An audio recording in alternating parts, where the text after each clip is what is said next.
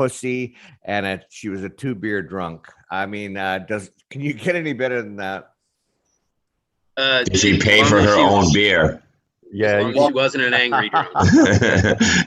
But I worked for a restaurant, and it was part of my duties to go out to the farm and get all the eggs for the restaurant.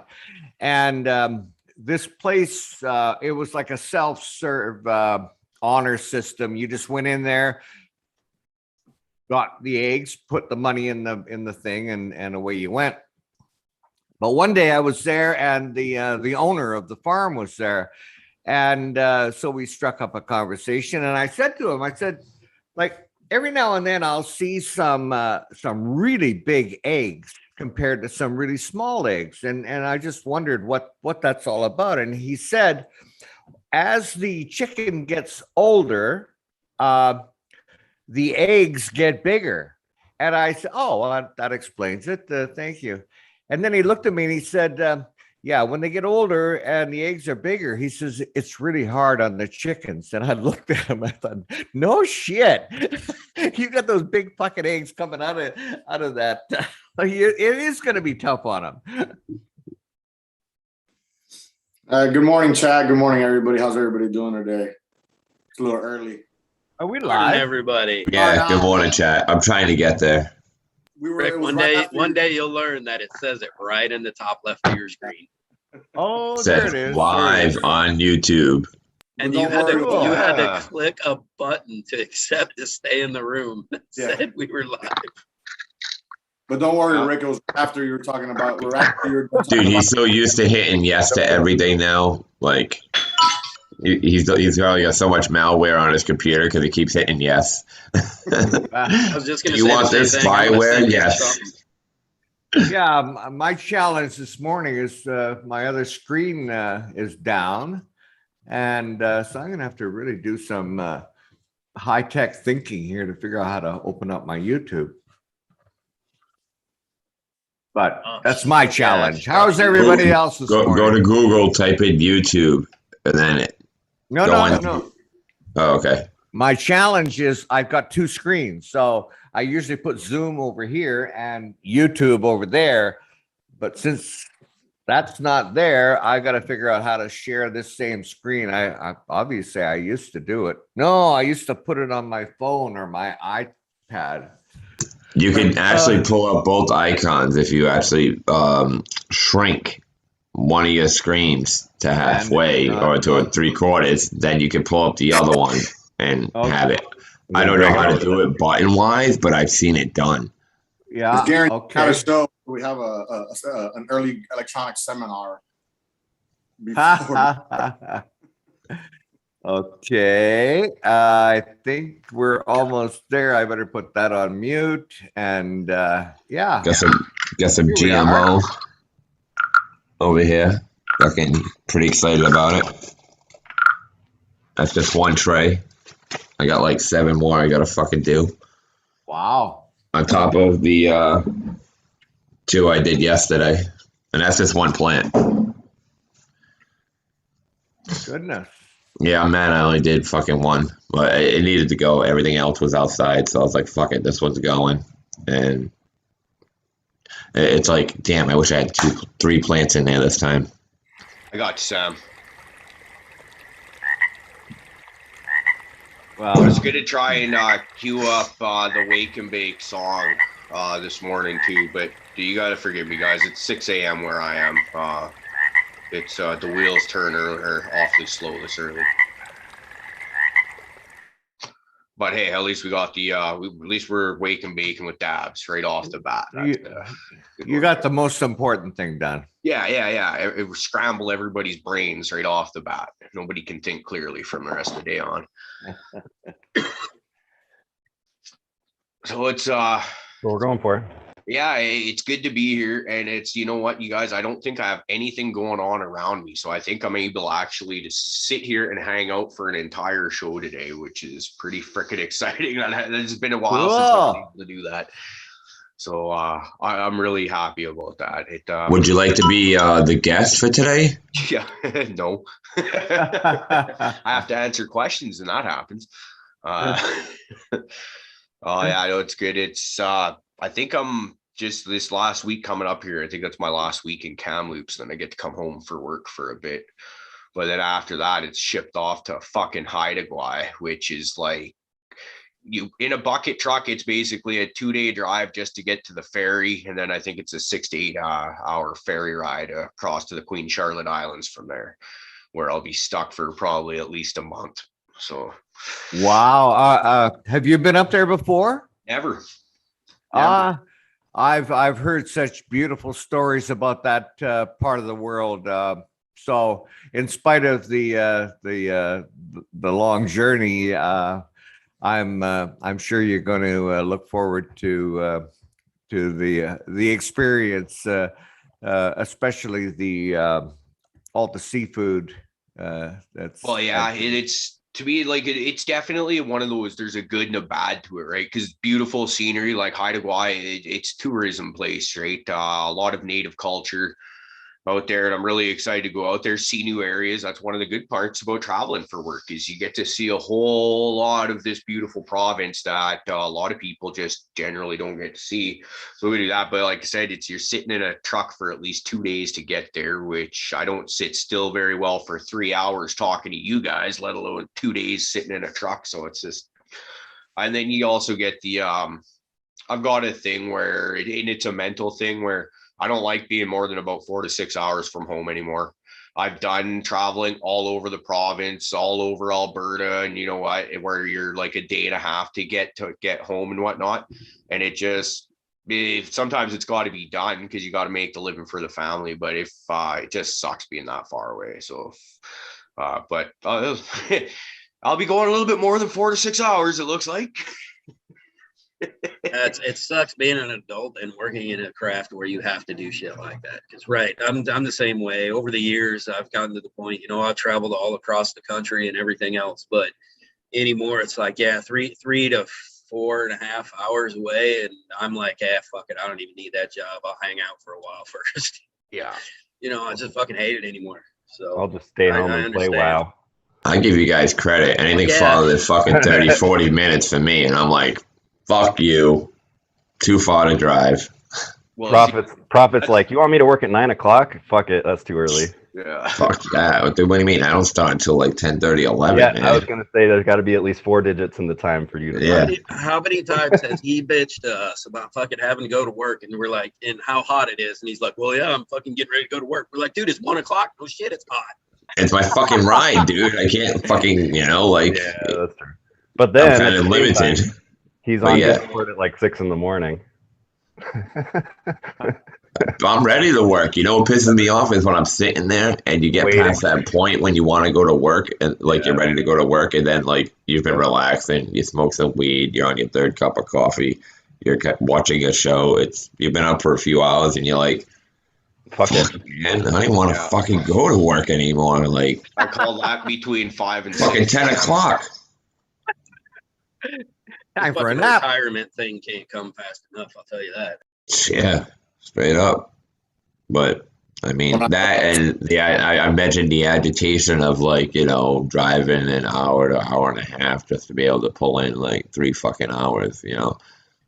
That goes right up my goat, dude. I've got some pretty groundbreaking progressive thoughts in my head here. Now, we don't want to go too political on this, but hear me out. So don't strike us. Don't strike us. To be all of our faces. Access to jobs and a whole lot of people not wanting to do them, right? So just lower the retirement age to like fucking 50 or something like that, maybe even 45. Give people encouragement to go to work, and then freaking that we don't have to work till, because up here in Canada, like they're trying to raise our retirement age up to like 70 plus years old, right? And this has been coming up for years and years. Every few years they'll raise it up another couple of years. Let's go the other way. That way, instead of fucking people working until they're broken down, and get out there and actually enjoy life. See where I'm going with this? If they keep raising that, how much work are they seriously going to pull out of a 75, 78-year-old? Like, some people could do it. I've seen it. My grandfather worked till the day he died. All right. But some people just can't. They stop breaking down normally, fucking You gotta drag somebody out for 75 years to fucking work so they can enjoy retirement for maybe 5 if they're lucky. Fuck, man, that's Here's what we insane. do, and we're doing it already. We just push them into politics. Yeah. Isn't that the thing? You know, we consider the old people too old to do anything but run our Except lives. Run the country. Yeah. Yeah. Yeah, that's Anyway, you know what gets my goat? When Chupacabra. I grow larfy bud, that's what gets me. Yeah, what gets my goat is fucking. You know what grinds my gear, America? You. Fuck you. You guys are idiots. So Hype, what's up, buddy? How's it going?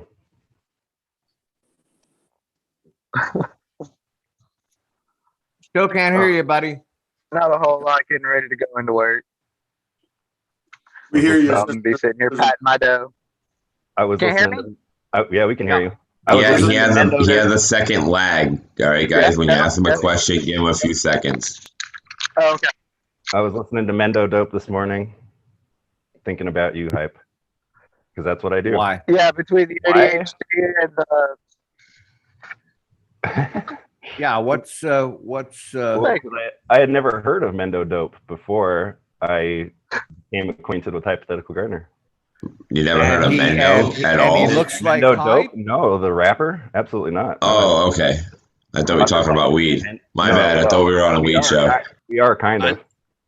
I never heard of Mendo Dope Dude. until Subcool started I love fucking Mendo playing it, Dope. so Dude, I fucking love Mendo Dope too, man. Anyway, yeah. So I'm glad you're here, dude. Because like I said, I was curious about you this morning. And Hype looks yeah, like their discography is my default playlist. So Rick, there's this rapper that goes by the moniker Mendo Dope. I and wish I'm so. okay. He's I'm with you. also a grower, and so all of his songs are about growing weed and having a garden and fucking just weed life, basically. Sweet. And unlike Thanks for the changing fake this. ass I'm- shit in Hollywood, they're actually growers. Yep. I'm still looking for the connection. That's all. Good morning, chat. you're looking for the connection about a stoner who listens to stoner music. I don't And raps understand about how being a you're not stoner. fucking Look, dude, No. that's like a male to female plug. You can't fuck that up. Like Yeah. it just fits.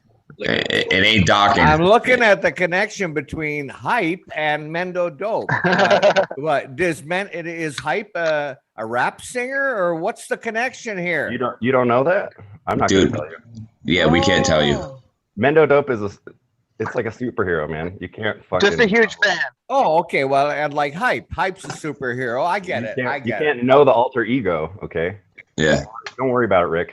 If you can't Rick, make I- Oh, no, you're good. I'm Googling it. I will not be happy until I figure this shit out.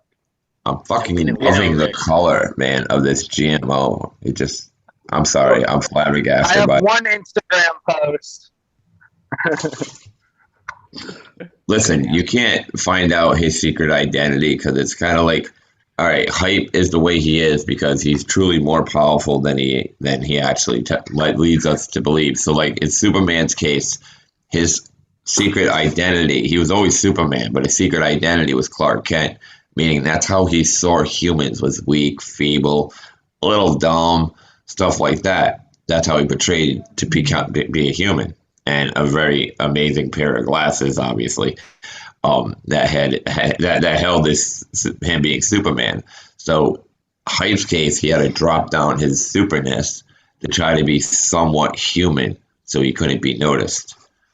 So, let me Hype, put it like this. what? When Go I ahead. get When it. we I do get get it. Mendo Dope on the show, Hype won't be here because it's going to be like Digital Underground. It's because he's Mendo Dope. Of course, he's not going to be here. That's what I'm saying. They're not going to be at the same place at the same time. He's like, I'm not saying I'm Mendo Dope, but have you ever seen me and Mendo Dope Dope. in the same room together? Fucking A. Prophet, tell us a little bit more, please, about that GMO. The smell, the taste, the high. I just got it into the jar today. It's kicking off such a pretty gassy with a hint of sweetness to it, but we'll see if that changes. As time progresses. Right. Truthfully, I mean, this is my second or third time doing this, and this plant is a fucking high yielder, man. Like, it comes out with beautiful buds. It's always got a really good quality smoke to it. The highs, I let it run a little longer to get that more head couch lock fucking high, but overall, it's got such beautiful coloring to it and everything else. Like, the hair is on it, fucking beautiful. Everything's pretty nice about it. I got no beef. Covered in crystals. Right on, right on. Yeah. Now I noticed because quite frankly, I don't know if it's my senses, but I'm really having trouble.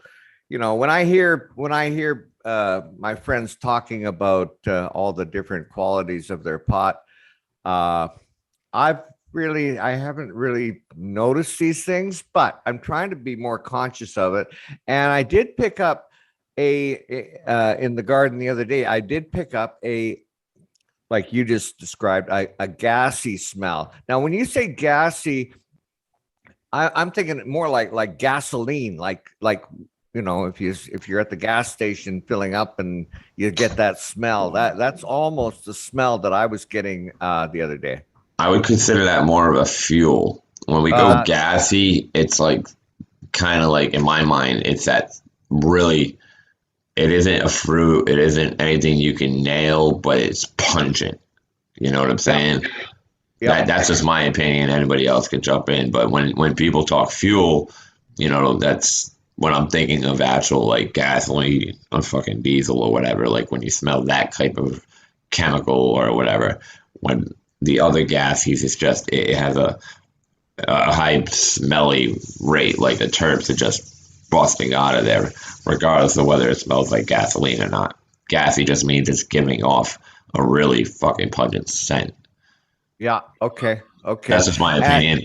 I mean, there could be somebody on here that's like, "No, fuck you, Prophet. You're wrong. It's by definition this." But you know what? That's just how I see it. Well, there's actually a terpene wheel, just like there's a color wheel.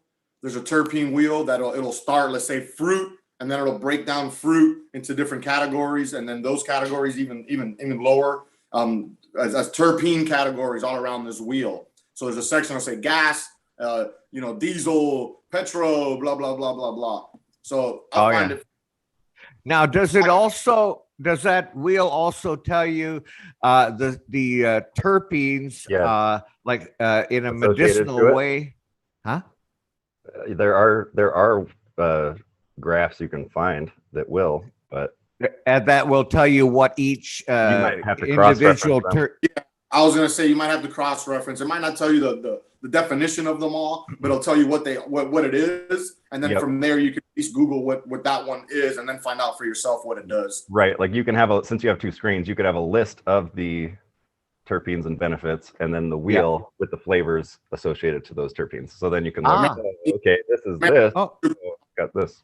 Speaking of that wheel, we were actually going to reinvent the wheel back in the early days of this podcast with because right there, you look at that wheel that they're talking about, and like you said, you'll have fruit or berries or like fuel smells or this, and you just kind of pick and choose. You're like, it kind of has a licorice taste and go through, and you're like, oh, anise is on there. That's, et cetera, et cetera.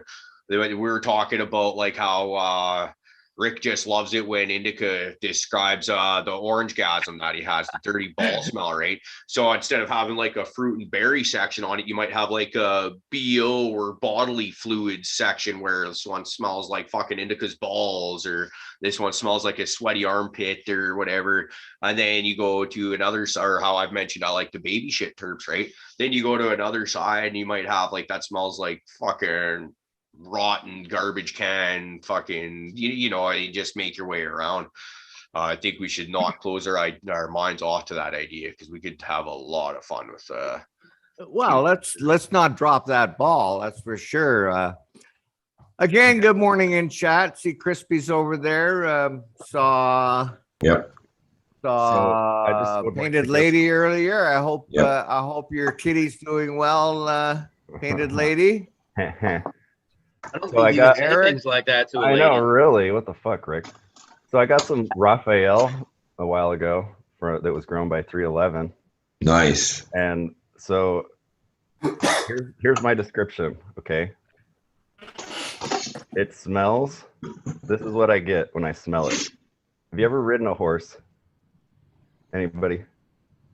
Anybody ridden a horse? Yes. You know when you ride a horse for hours, the smell that a fucking horse, like, it sweats and it's just that fucking smell.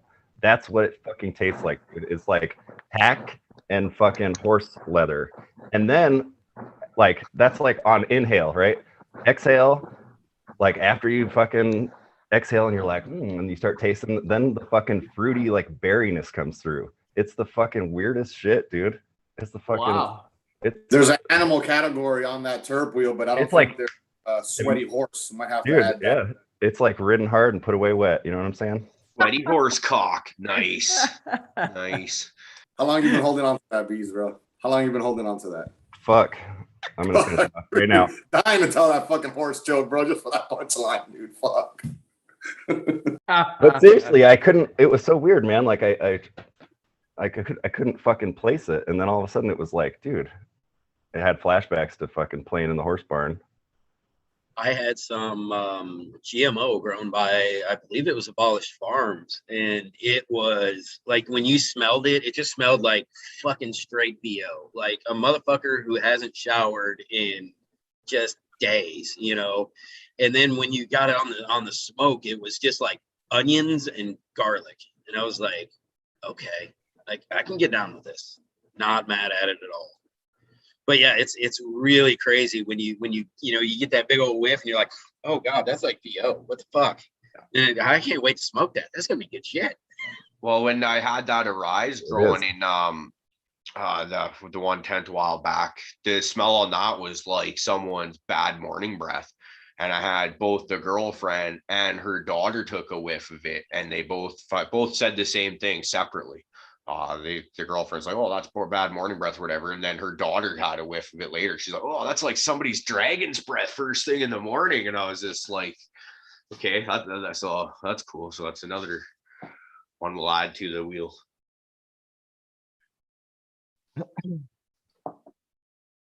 So we've got to get Blue Kiss to describe the smell of the sweet hay smell that comes from the top of her chow's heads.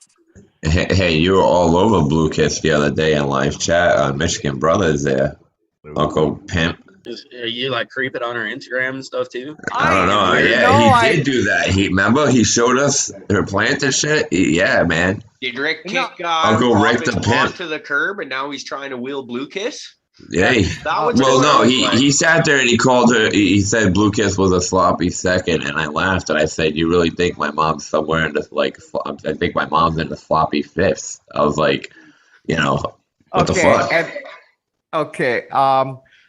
In my defense, anything I say, I should put a disclaimer up, but I'm only here to, I just want to, make people laugh, but sometimes it just comes out wrong. And the worst part is I never think before I speak. Is that a typical man? I don't know, but I truly apologize to anybody I may have offended or possibly may offend in the future. Oh, I'm just messing with you, Rick. I doubt you offended anybody. Yeah. Hey, you guys want to see my cucumber? You know what I am that was the by? most heartbeat disclaimer we've ever had on the show, though. That was good. Would anybody like to see my cucumber? Easy, buddy.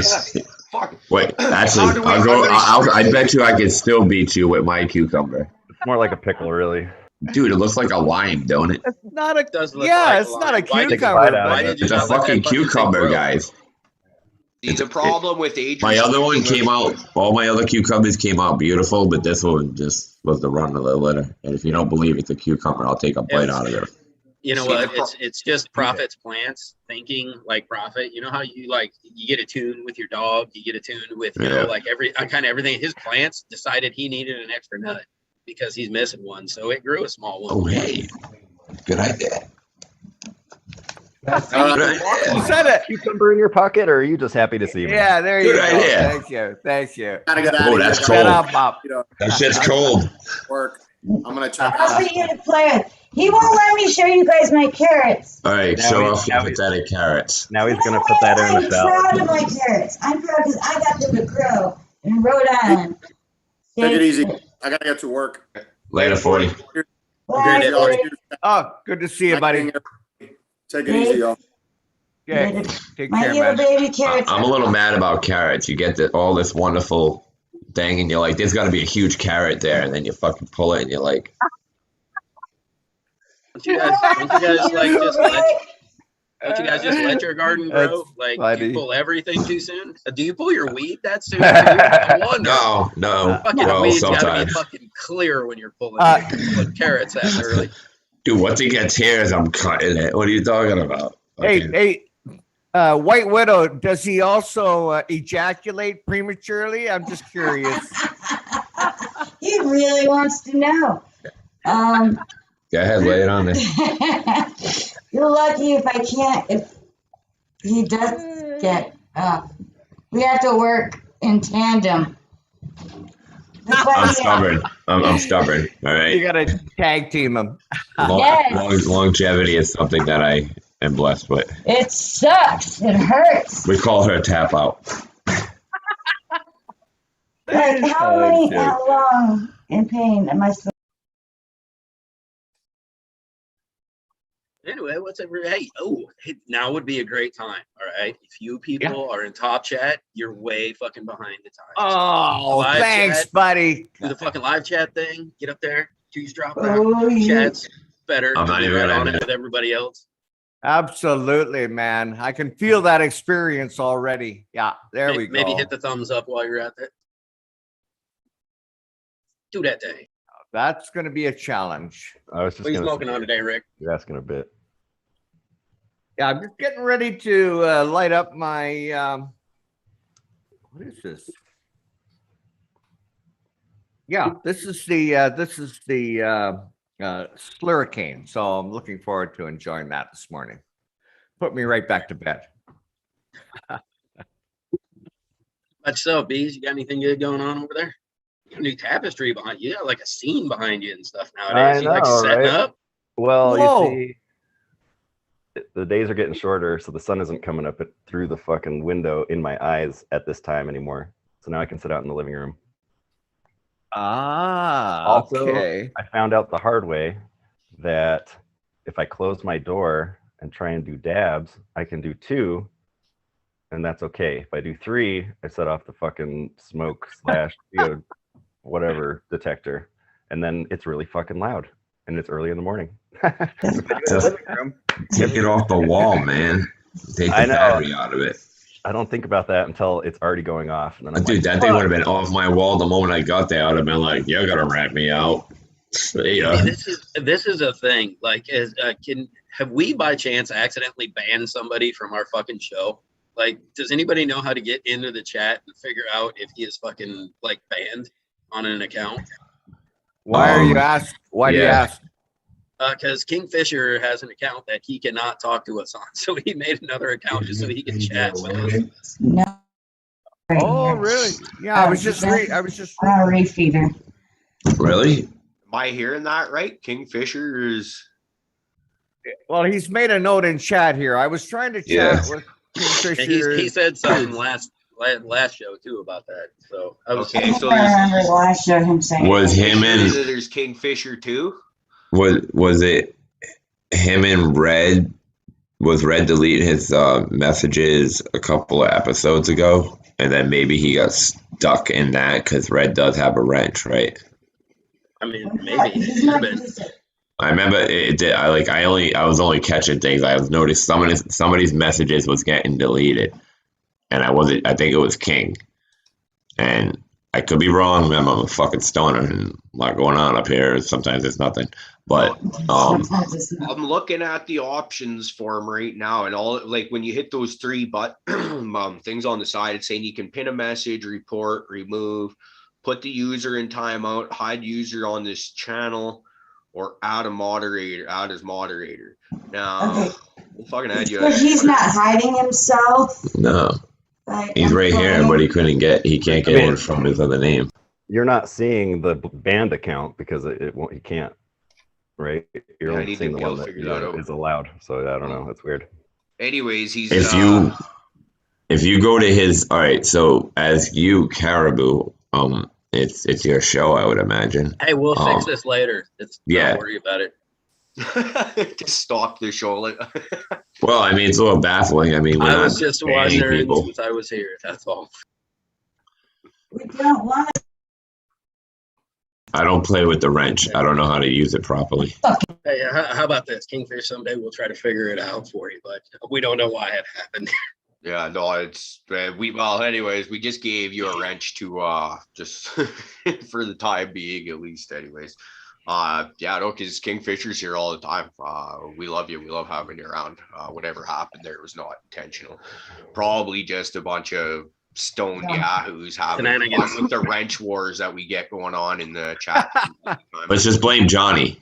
All right, Johnny was just fucking. He jumped off the show after he ate a bunch of, much was like he was supposed to hang out the other day. He fucking just kind of went through. It was probably going like this because the words were moving on him and shit. So yeah, accidentally hit King. Anytime you blame Johnny, it's pretty legit, anyways. Yeah. It's very valid. It's terrible. So we're gonna say Johnny did it, not on purpose, but Johnny did it. So we got a special guest coming up on Tuesday, correct, Caribou? Hopefully. Yeah. I really hope so. I try not.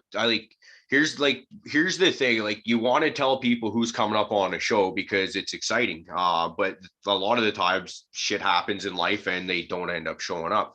But anyways, we got Jeff from Microbial Mass coming on Tuesday. Hopefully, fingers crossed that he doesn't have something pop up. So now a lot of people might be asking, Microbial Mass, what the fuck's that? The best comparison I can give it to is it's a comparative to like maybe a Mammoth P. Having never used Mammoth P, but it's a phosphorus solubilizing bacteria. But it also goes to work. It's got 5 different strains on it. But it also goes to work on your calcium and your iron as well. Which really helps. I started using this product probably a little over a year ago, and noticed big differences in all my plants. But where I really noticed it made leaps and bounds was in my aquaponics setup. If anyone gives a shit enough to go all the way back to the beginning of the channel there, where it was a whole bunch of short videos, there's aquaponic stuff in there, and I was using Microbial Mass through all that. And back in that time, I had actually reached out to Jeff saying, hey man, we use your product. I love it. Would you like to come on and talk to us about it a bit?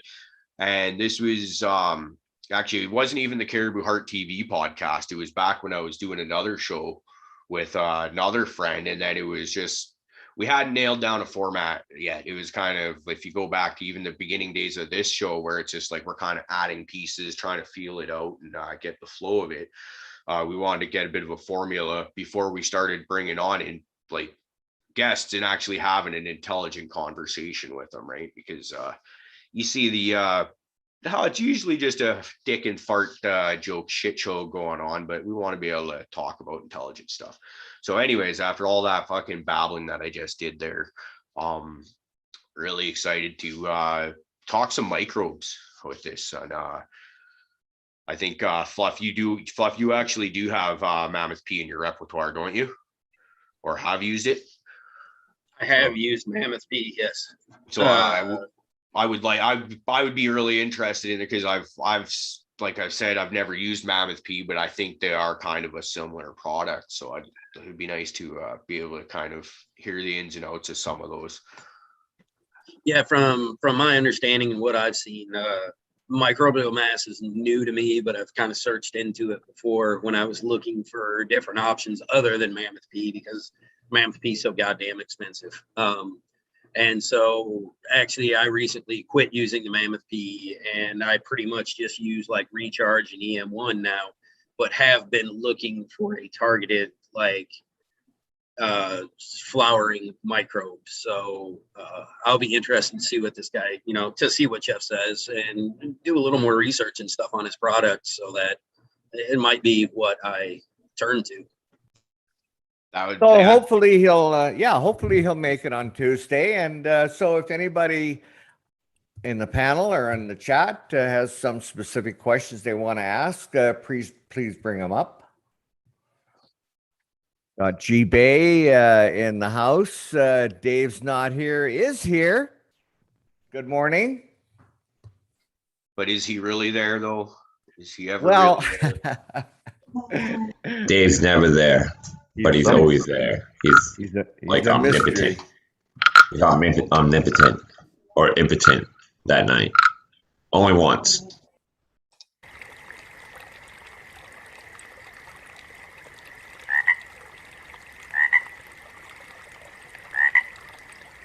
Nice ass. You know, I get stuck staring at this thing rather than actually doing it, Dad.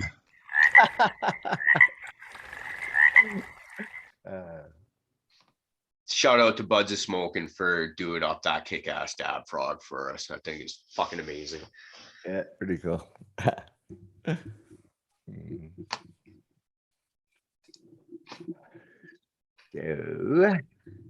Colton Bridge, good morning.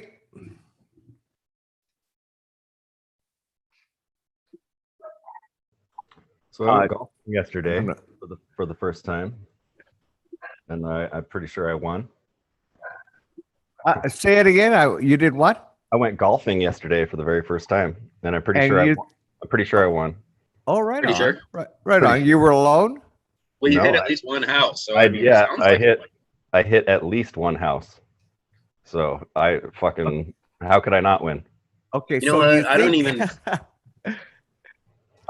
you feel think you bad about won. like people who buy shit on fucking golf courses and whine about their house getting hit or morons. Like Dude, you knew some asshole was gonna do that shit. You want to know what's something funny? So like I'm here in the Southwest. Most houses are stucco, right?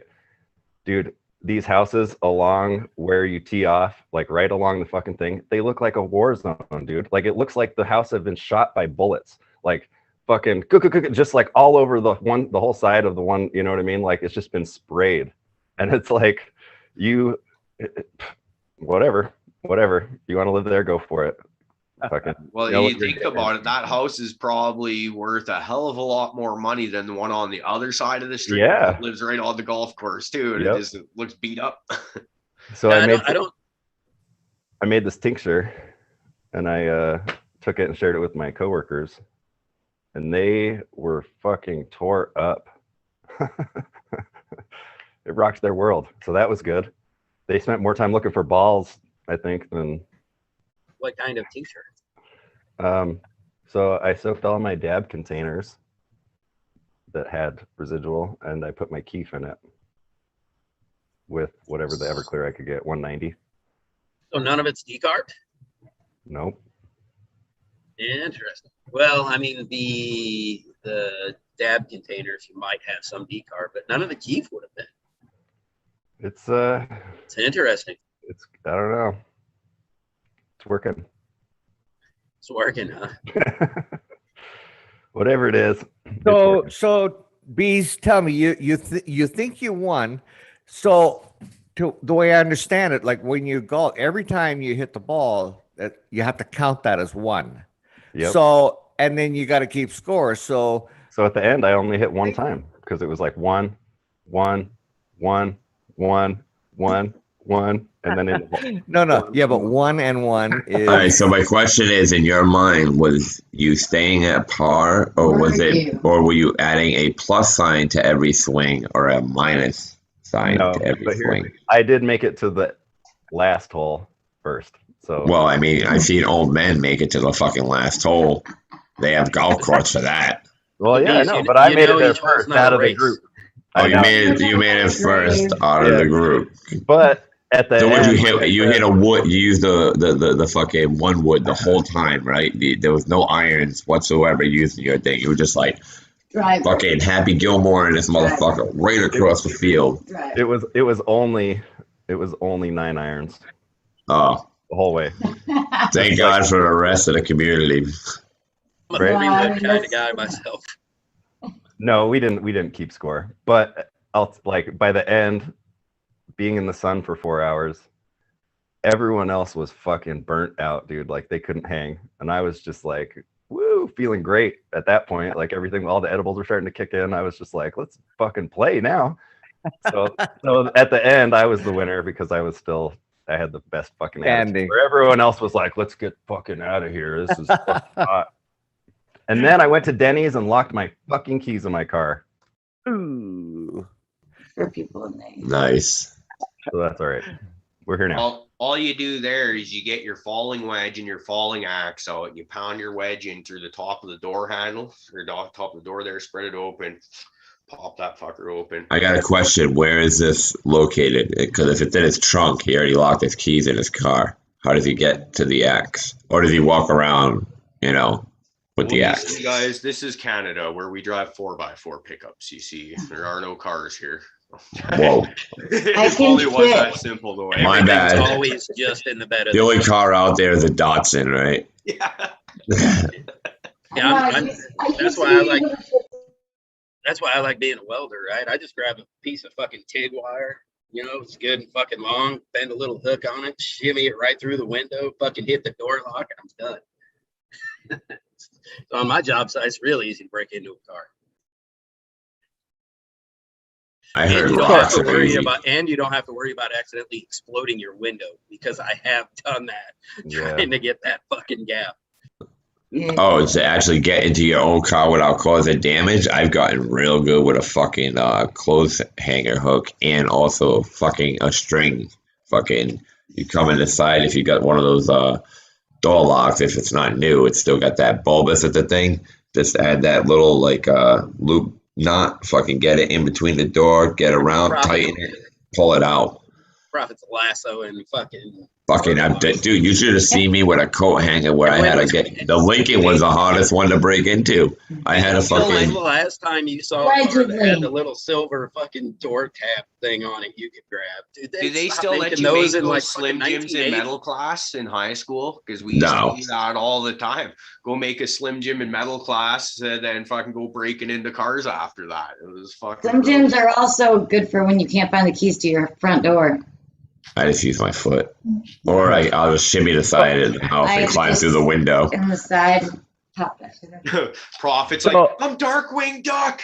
I'm Darkwing Duck, as he's shimmying across. You should see me crawling through some windows, man. I am the terror that flaps in the night. That's it. Oh yeah, he falls. Can you see Prophet getting ready to do anything, being like, "Let's get dangerous"? Oh yeah, he said it. I told cops to suck gas, evildoer. They just kind of looked at me funny. That's all I see Prophet doing, actually. Yeah. And he's like when he starts his workday. Yeah, and ironically, my co-pilot, my pilot is fucking pretty much might as well be Launchpad McQuack, for fuck's sake. The way he fucking drives. Oh, Dan. Yeah. The way he drives, he might as well be fucking Launchpad. I'm waiting to crash. On my way to work 2 hours.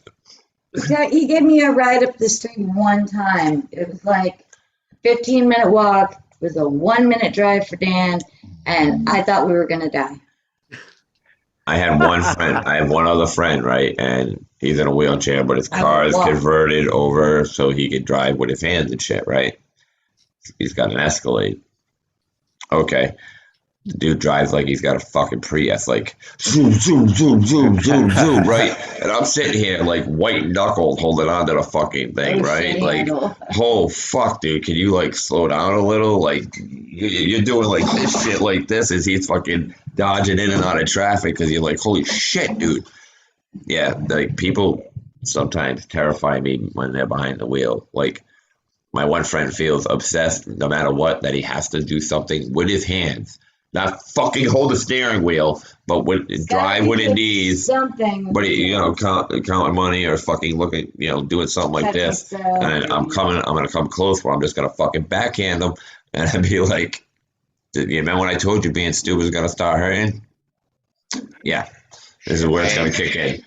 Hey, that's bad. You should have seen us. I think I was Wednesday or Thursday coming in out of the bush. We're way in the fucking back behind Kamloops, slashing out a transmission power line. And all of a sudden we're coming down this road, all of a sudden the PSI sensor on the front passenger tire goes off and we're dropping PSI. So it's like, well, fuck, it's nothing but hills and shit like that here. Just there's nowhere good to stop and find a flat spot to change a tire, basically. So it's like, okay, let's get to as close to town as we can before this thing's done. And your fucking driver just humming on and doing a back buck 20 down these freaking back gravel logging roads and whatnot. Every time you're turning to the left, I can feel my front end because I'm riding shotgun, just diving down in the corner. And it's just like, oh God, you can just feel it wanting to fucking flip on you. Eh? And as soon as we got back to pavement, though, we had like 9 PSI left in the tire or something like that. It's like, okay, it's flat enough. Let's just stop. Fucking heart just go. Good times. I had one of those experiences, kind of sealed the deal of why I never drink and drive anymore. Fucking, I got so lucky. I mean, just, drunk luck in a field in like an 89 Chevy Cavalier. And I managed to drive the motherfucker back out. No problems, anything else. Besides, I lost the whole front end of the car. Like they had those big, fancy plastic front ends. Well, I left that in the field with my license plate, apparently. But the rest of it, I somehow managed to miss every tree going through that son of a bitch. And it was like a dark, foggy morning, right? And it was like a hairpin turn on a road. Never even fucking crossed my mind at fucking 4 a.m. that I was going to see that son of a bitch. So I noticed I wasn't on the road when the 2 trees went, damn near took my 2 fucking side view mirrors off. That's how close they were. I was like, oh shit. And I ended up in a field. Took me fucking 15 minutes to drive back out of that field because I couldn't find a spot big enough to get my car out. So you couldn't just back up and... I couldn't find a spot. It was so foggy and fucking, I was in the middle of a field. I was mowing down corn as I'm trying to figure out how to get out. Prophet wants to know, did you say you were running over corn? Oh yeah.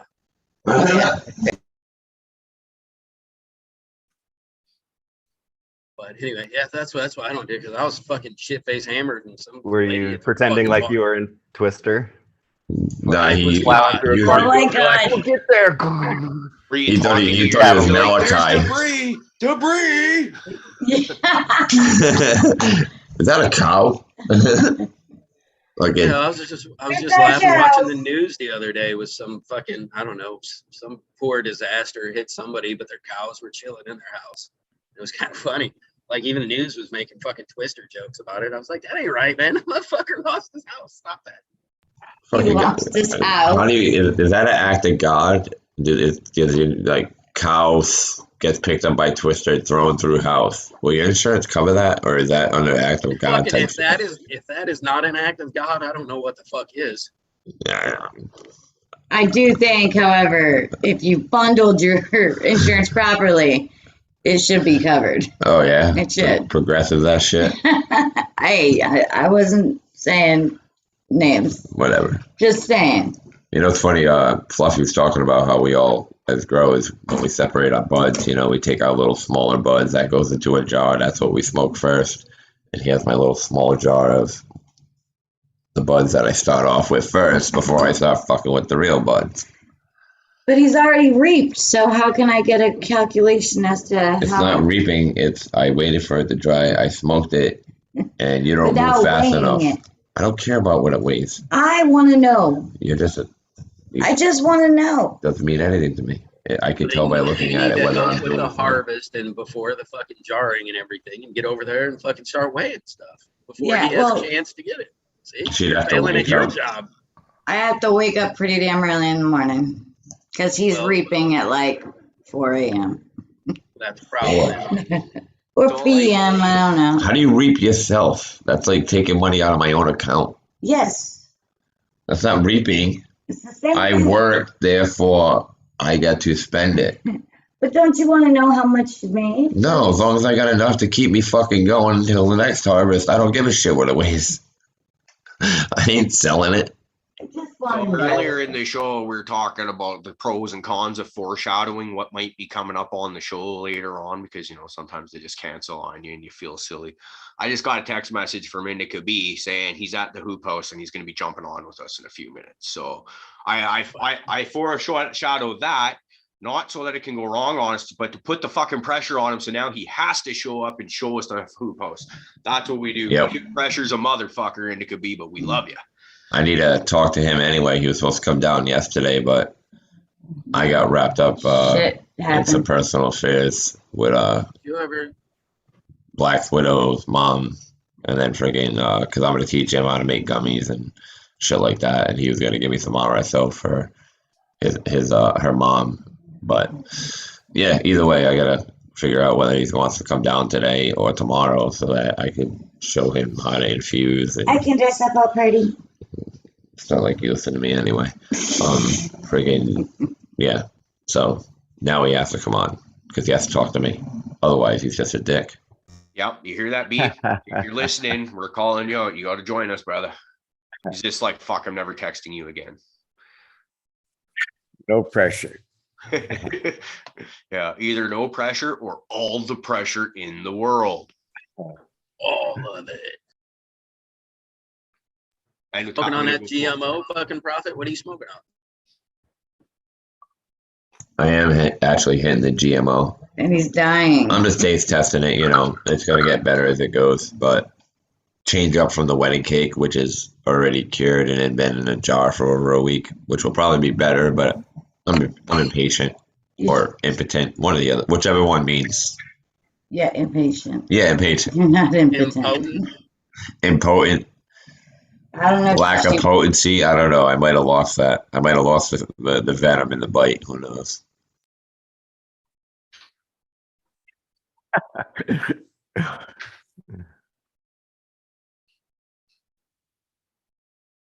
Okay, things are going good in G-Bay's garden, outdoor garden. What's going on in everybody else's outdoor? It's getting near the end of the season, right? I just started. I'm at week 2 of flower. If I showed you this one plant, Rick, you'd shit yourself.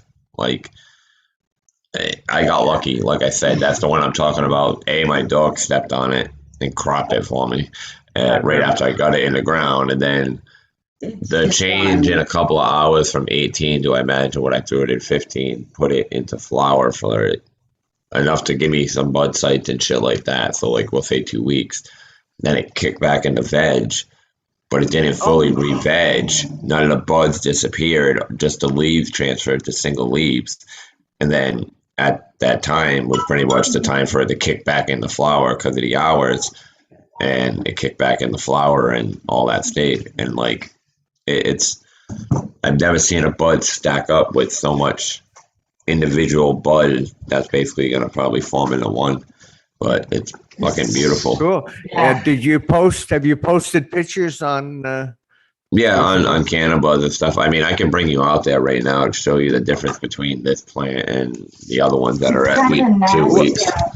And you know what's interesting is you're telling me something that I've heard from a few others on Zoom and that about this re-vegging thing. I've heard a few different people this year talk about it, and undescribable examples, situations. So here is my this is my fucking coffee. This is around week 2. Maybe we're into week 3, but can you guys see that? Yeah. Okay. Here's my headband. Okay. Yep. And then here's my Felician hooker. But you can see how far I am. Now here's the wedding cake. Wow. Oh my God. Like, and you put that one out the same time I put mine out, right? Probably. Yep. Yes. That was the first one. Yeah. Yep. You should have followed my dumbass example because we put those out about fucking 3 weeks too early. But hey, man, I'm not complaining. I'm not, like, look at this thing. That hurricane was the best thing that ever happened to those plants. Look at that. It makes a very interesting structure. in come time when that thing really starts filling out, you may have to actually separate the buds while it's growing, so that split. You mean split it in half so they're not so thick?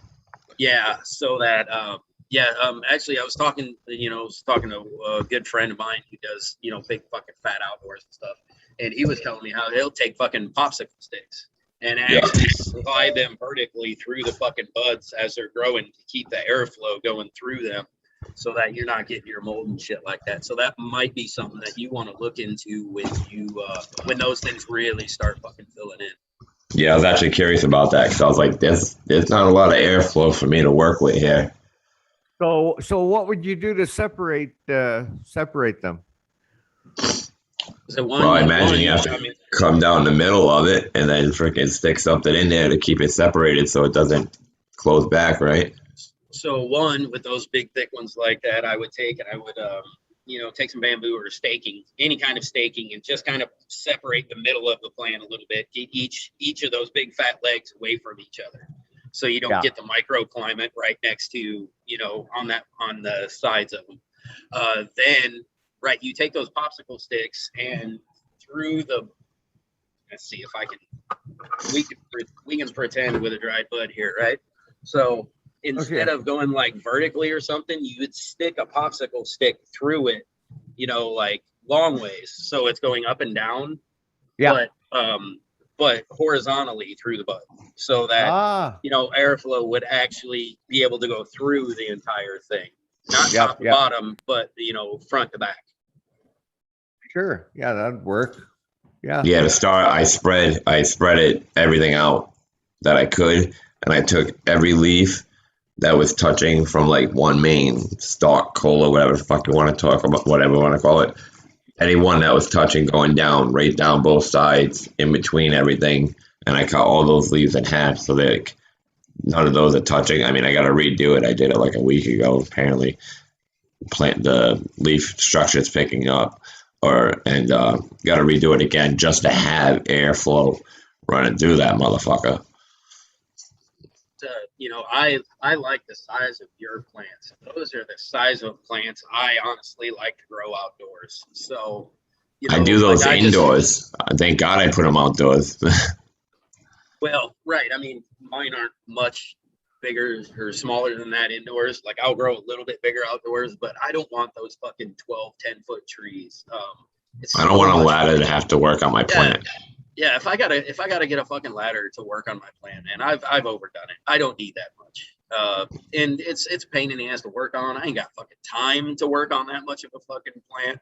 So that's only half the battle. Then you gotta cut it, trim it, dry it. Fucking that's when shit starts really building up. Yeah. As far as time, like, it ain't just it took me 2 hours to water this. It's like it took me a week to fucking trim this, like. So you keep them smaller. Indica, good to see you, buddy. So you keep those plants smaller basically by topping and yeah. But you'll notice I'll get lazy, like I'm real anal in the beginning, and then I kind of get a little lazy after like a month and a half, 2.5 months if I keep a plant long enough, because I end up with so many fucking tops.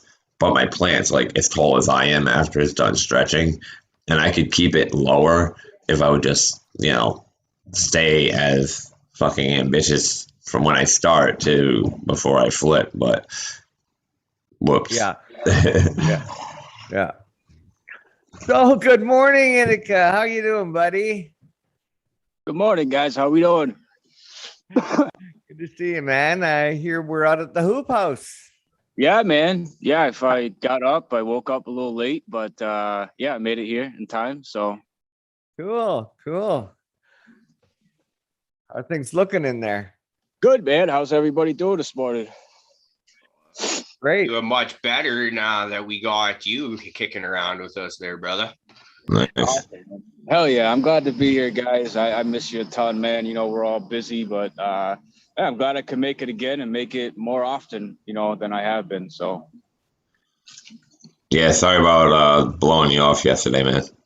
No, not at all, brother. That's all I blow off. And I didn't say nothing, man, because I know the circumstance situation, brother. So my heart goes out to you and the family, man, and keeping you in thoughts and prayers, brother. Whenever you're ready, let me know, man.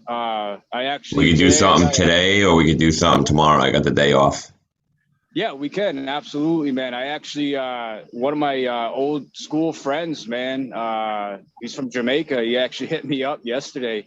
I haven't talked to him in like 7 years, and he's going to come out today, and check out what I got going on and shit like that. So, but yeah, besides that, I'll be free this afternoon, man.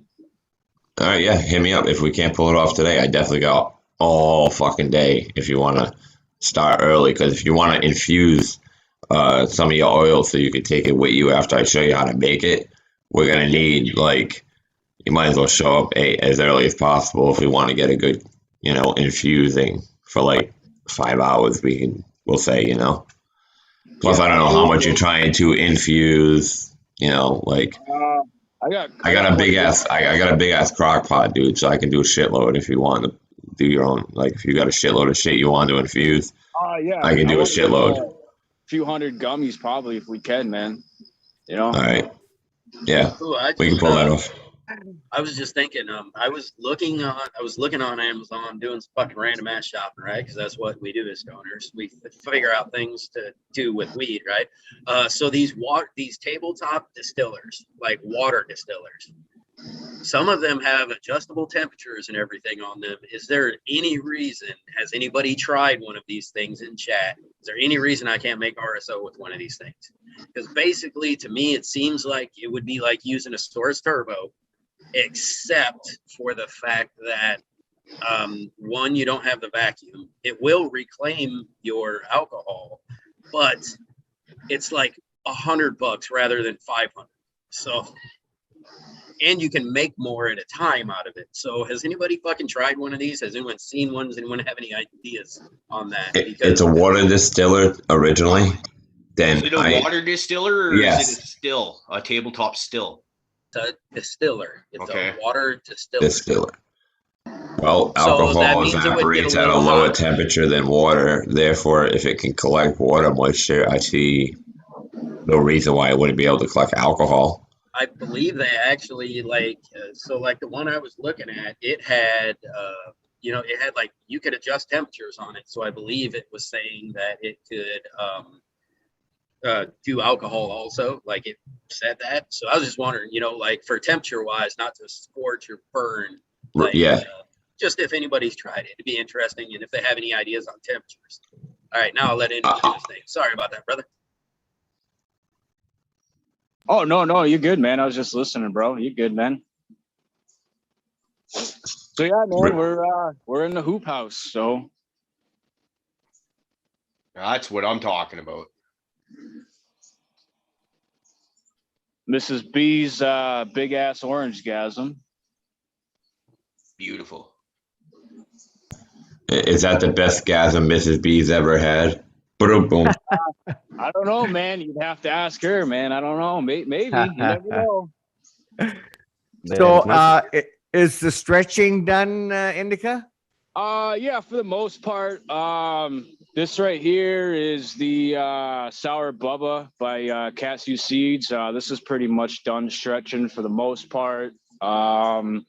This is OKC by Ethos. This is pretty much done stretching. It's pretty much the orange gasm that's still stretching a little bit. So this one here is a clone of orange gasm. And then right here we got the white wedding, which is pretty far in the flower from the majority of them. Yeah. Wow. And then we got two more orange gasm clones down here that are still stretching a little bit. I figure it probably should be done this week, hopefully sometime this week with the stretching if there's any left.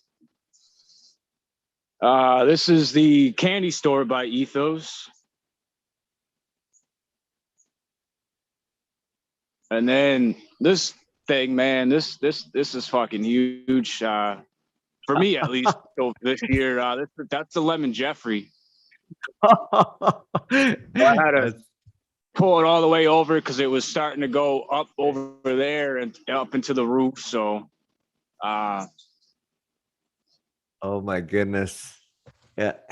we can You're kind gonna of have get it on this. Looking hella good, B.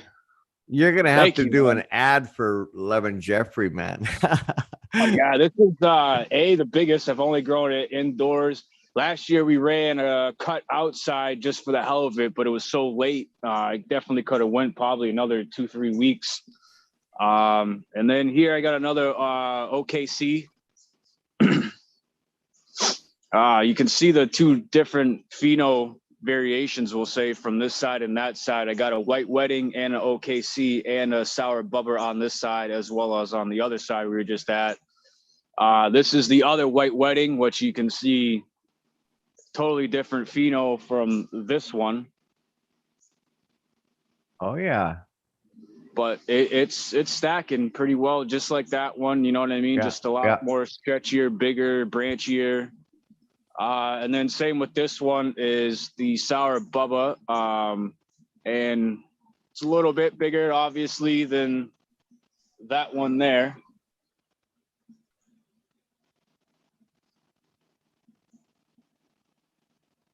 And then yeah, the orange gasm, man. This thing's kicking ass. That plant is looking in beast mode. Seriously. Yeah, man, we're out here almost every day leaf stripping. I mean, it's like I barely can keep up with it, you know.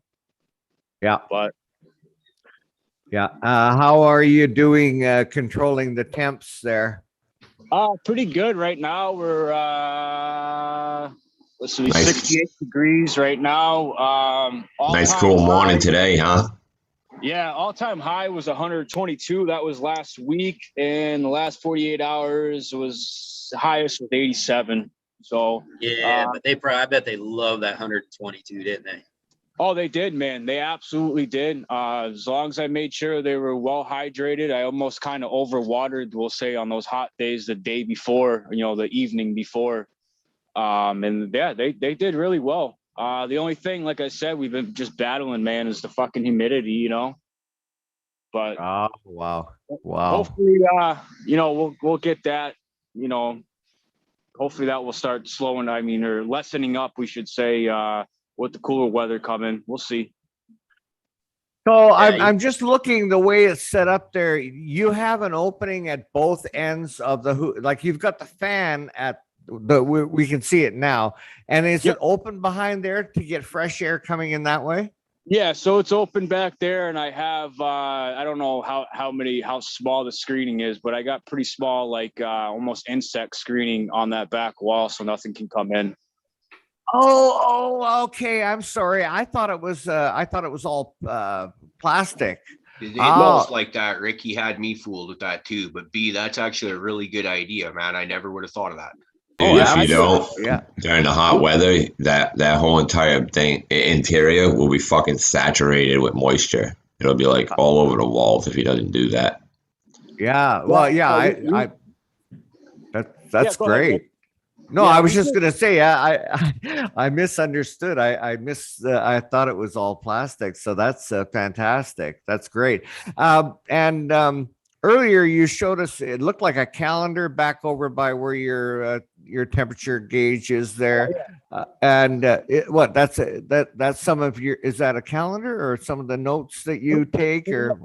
Like I got that there for Mrs. B2, as you know, she keeps on learning just certain things to always, we'll say when you come into the hoop house, you know, to always keep, you know, like, you know, symptoms of yellowing, leaf curl, under leaf curl, over leaf curl, burnt tips, etc. Yeah, good. To kind of, so she can get that in her head to always keep an eye out for those things when we're in here, you know. Right on. If you think, not a biggie, but if you think of it, maybe you could post that. Absolutely. Yeah. It's a troubleshooting page. Yeah, it's a little troubleshooting guide, and then it will kind of tell you up top. It just gives you the scientific, you know, numeral numbers there, what have you. You know, if it's cal, mag, phosphorus, calcium, etc. You know. Yeah. So. Excellent. Yeah, it's same with up top. We just screened that out up there. We just did that just because of money wise. I wanted to put the box lure vent Xfinities back there, but just with money and stuff like that, I just decided to screen it. And then you can kind of see, then I got the chicken wire on the other side as well, so no rodents or anything can come in. Cool. You put any venting on the top of it just for like the super hot times like that, so you can try to vent some of the heat out of there? Say that again, Fluff? Do you put any venting on the top of it to try to be able to vent some of the heat during like the days when it got like 122, just to try to vent some of that heat? If you give yourself some vents on the top. Yeah, I wish I would have done it on the back side. The only top thing I have is with the door where you enter is up there. I probably could have put a box fan up there or something to suck it out if I really wanted to, or I noticed on this side, it stays a lot cooler even when it gets that hot. So I could have put the box fan to bring that cool air in, but I wish I would have done something on the. Yourself, bud. Oh, we just lost him for a minute.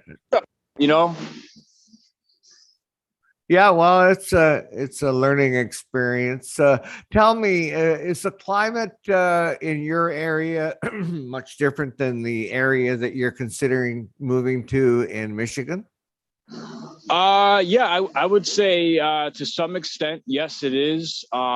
It's a lot more drier out there, I would say, than here. Yeah. Temperature wise, to me, I could be wrong, but when I was out there and it was 80 degrees, we'll say that day, it felt a lot cooler to me, even though it was 80 than when it feels 80 degrees here, and I don't know if that's just because of the high humidities we have all the time or what, but and I would say where I'm going, I'm going to say probably maybe a shorter season. I'm not on, but out here in Mendo too. I mean, profit knows as well as I do, man. It's fucking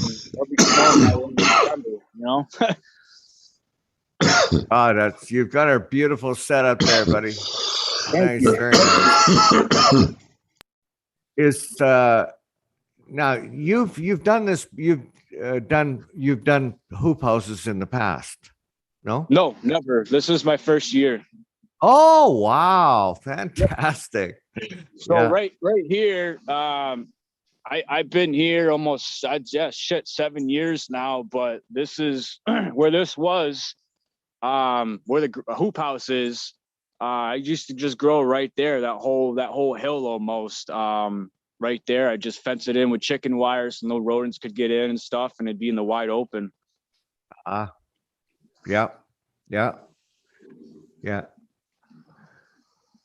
Yeah, so I guess just watch the humidity, watch the air circulation, and even if you can't invest in a AC Infinity, maybe some more cheaper fans.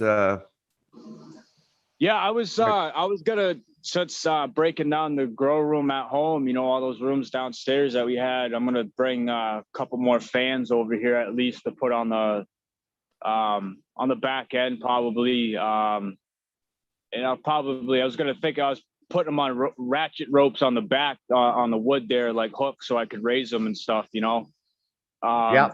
And I might, we'll see. We're putting a ton of money, well, not a ton, but we're putting a good amount of money in the house so we can try to really make out on it when we sell in the next couple months, So cool. Unfortunately, that's taken a lot of the extra sources or funds, Yeah. But hopefully it'll all be worth it in the end, Absolutely. Yeah. They all look happy, man. They totally all look happy. Thank you, man. Yeah, we like I said, man, this is we had a slight issue with spider mites when we first, I'd say, probably about 3-4 weeks ago, and right before we went into flower, we started going to flower. I did a real nice sulfur spray on everything, and I inoculated with nematodes, and then a couple of weeks ago we released ladybugs and some lacewings in here as well before they really started to go into flower. And no signs of anything, any more spider mites or any other pests. So Nice. it's been one of the easiest years out here for it, Cool. And what strain is that one on the left? There's a giant nug. Look to the other side of the room. There's this one nut there. There it is. What is that? Well, dead ahead. Yeah. What do you got going on right there? That's White Weddings by Ethos. Okay. What are you most Yeah, excited she's been fighting me, man. She's been really she's been sucking up everything we give her, you know what I mean? But I noticed we kind of had a slight nitrogen deficiency. So I went a little bit heavy with worm castings and stuff and hit them all with a T, man, and they've been doing well, What week are you at? So on these, we're going almost week 3 of flower. On the ones that are really starting to form. This one's like almost 2 weeks. Same with that one. This one is the same, almost 3, give or take. Oh, you're moving along really nice, man. You definitely got to step up on me. And then this one just really started packing on. We'll say, this obviously is still real small, but from where this thing had pistols, dude, like 2 weeks straight. I'm like, damn, is this thing ever gonna go into flower? And it might have been the high humidity and temps and stuff that were kind of, I guess lagging it, and yeah, she's starting to really go in heavy now. The only one is the Lemon Jeffrey. You know what I mean? She's going to take the longest by the looks of it, but isn't that like a 12-week plant though? It all depends, man. I had a pheno, at home that, one pheno that it didn't matter, man. I think I went as far as almost 80 days on it, and it was still, the trikes weren't cloudy. They were cloudy, but they weren't where I wanted them. But it was still wicked fire, man. And another pheno I got, I took that. What was that? I think that was like 67 days. I think that was the quickest so far. I don't know what this will be. This is from seed, so this was out of a pack. So I don't know. It's outdoors, but just from structure and certain things, growing it, I noticed it's huge. A different pheno. You know what I mean? From what I'm used to. So that is a tall bitch. Yeah, it is, man. It is. It really is. I think when I measured it a couple of weeks ago, it was like almost 9 feet at the tip up there. What? How tall is the hoop house? About 12? It's about 12 and a half-ish, I want to say, give or take. But that's smack dab in the middle. Yeah. So, it's smack dab in the middle. Yeah, probably on your offense, man. You're talking like 10 feet, maybe. Yeah. And you're already hitting the ceiling with that Lemon Jeffrey. Yeah. And if I had to guess, man, she's probably going to stretch a little bit more. So probably have to put a piece of the tie up top to pull that one down as it gets closer to that hoop up there. I mean, never mind the stretch once you start budding. The bud alone. Yes. Absolutely, man. Yeah. Indica, how big are those pots that you've got them growing in, and tell us about the media that you're using. Yeah, so 15-gallon pots, and I went with Costa Maine Platinum Growers Series. I've been using their stuff for a long time. Shout out to them if they're listening. I love their product. It's awesome organic soil. It's got, don't quote me what it's got in it, but it has all types of shit in it, man. And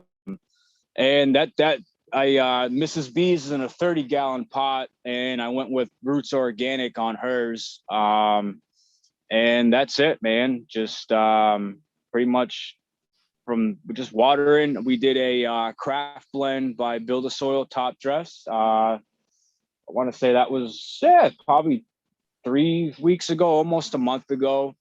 And then just recently we did a heavy top dress of some worm castings and some Vermont compost that I get from Vermont. Right on. And you'll still be adding some more additives before the end of the season? Absolutely, we will. Yeah, we'll probably do some more top dress. And I also actually have some of the, what is it? I want to say it's the fresh frozen or something free, something aloe. I mean, not aloe, coconut oil by Build a Soil. And I will be doing I got some of his Build a Flower top dress. So from here on out, I'll just be doing a weekly tea, compost tea. And I'll probably top dress again, and that'll probably be it. And it'll just be weekly teas. And then I've been doing recharge every single week as well. We'll probably cut that about week 5, week 6, give or take. We'll see. We'll watch them. And I just been doing also weekly, or after I brew my tea, I'll throw it in with it is either the King Crab there by Great White, or Mammoth Peas active microbes to unleash phosphorus. Oh yeah. And would you be doing any more IPM, releasing any more insects? Or I might. We'll keep a heavy eye on it, and we'll see. I don't want stuff to start. I noticed some of the ladybugs are starting to go up into the bud sites, and I just don't want to be, picking them out, man. We all know how that can get. You know what I mean? So. We'll keep an eye on it, but if anything, from here on out, no, I won't be spraying nothing just because of where we are in flower on most of them. I'll just keep some traps out and shit just to keep an eye on things, and that'd probably be about it, Cool. And then when you take that down, I'm sure you've designed it so that you can take it down and then assemble it somewhere else again, eh? No. So this will actually this is gonna stay, and I'm gonna give it to my mother, so she can grow all her veggies and stuff in here. I figure when we get out there, I'm in love with Sequence's hoop house. That he did. I believe it's a metal fabbed one, one of those kits. So that's something that I'd really like to invest in when we're out there. Something more permanent, more structural, more controllability, you know what I mean? Things like that. So absolutely. If you're going to be doing something like that, as caregiving in just doing that, it only makes sense to do something permanent and more, just better. It's tailored to what you want to be doing. So you're trying to make this shit your career. Do it fucking right. That's where my head's at, Fluff. And what we've been doing just for a couple patients that we have, we'll say that it's more family patient wise.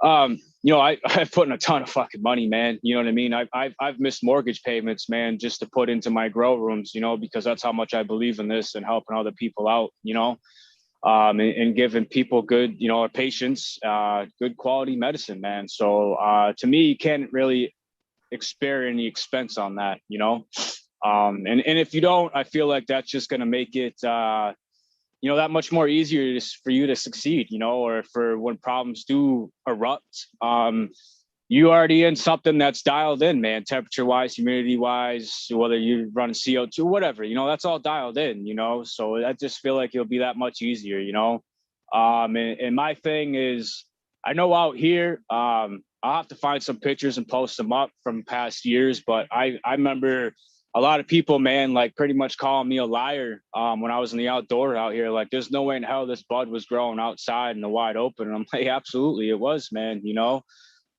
like, fuck no, there's no way in hell. And I'm like, well, yeah, here's some pictures, man. You know what I mean? Like, I just I want to be able to put some gnarly stuff from outdoors out there in the market, and obviously indoors as well. So I feel like once we hit Michigan, I'd really like to do a build out, you know, in the backyard with a hoop house. And if money's blessed for us, well, I want to build a metal building, man, out back too, instead of inside the house, you know. But we'll see.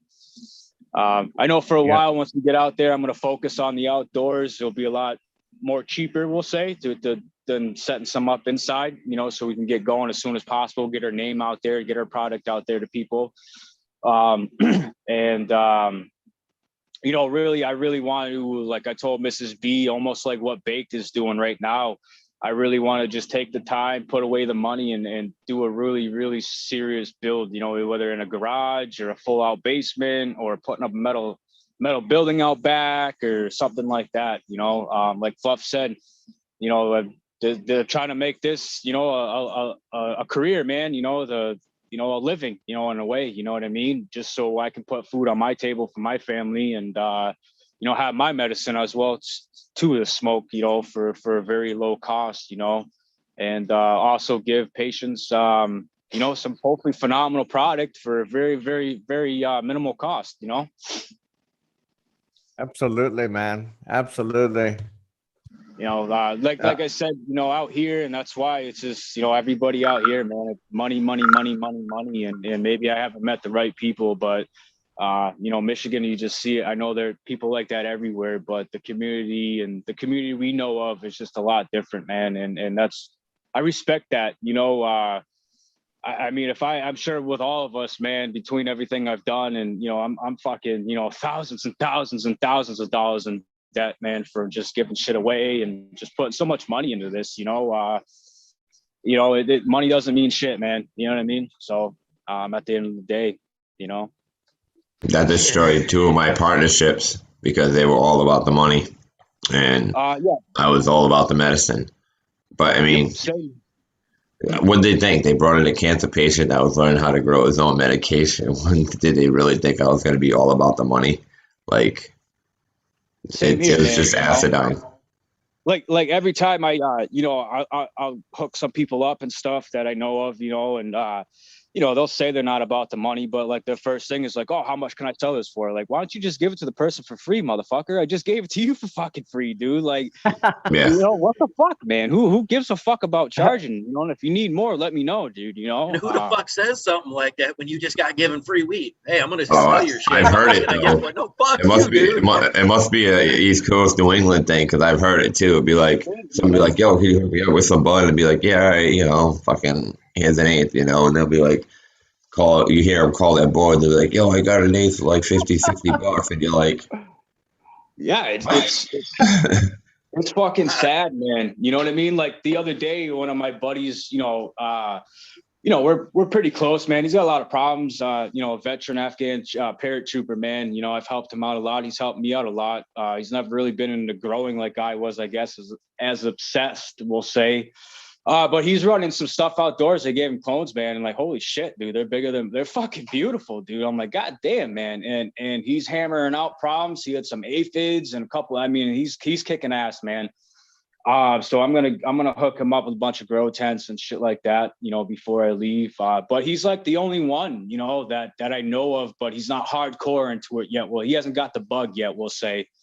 That's not about money, man. I don't know if it's just a New England thing or what, you know. It's just like it's what can you get and how much, and it's just how much can I make, and it's fucking sad, man. You know, like same gig, like you said, I had him help me get some plywood and shit like that since I don't have my truck, man. I gave him a fucking ounce, dude. And I'm like, here you go. But he's like, oh, I'm like, dude, yeah, dude, you know what I mean? Like, you always help me out, man, you know. And it took us an hour of his time. Here you go, dude, you know.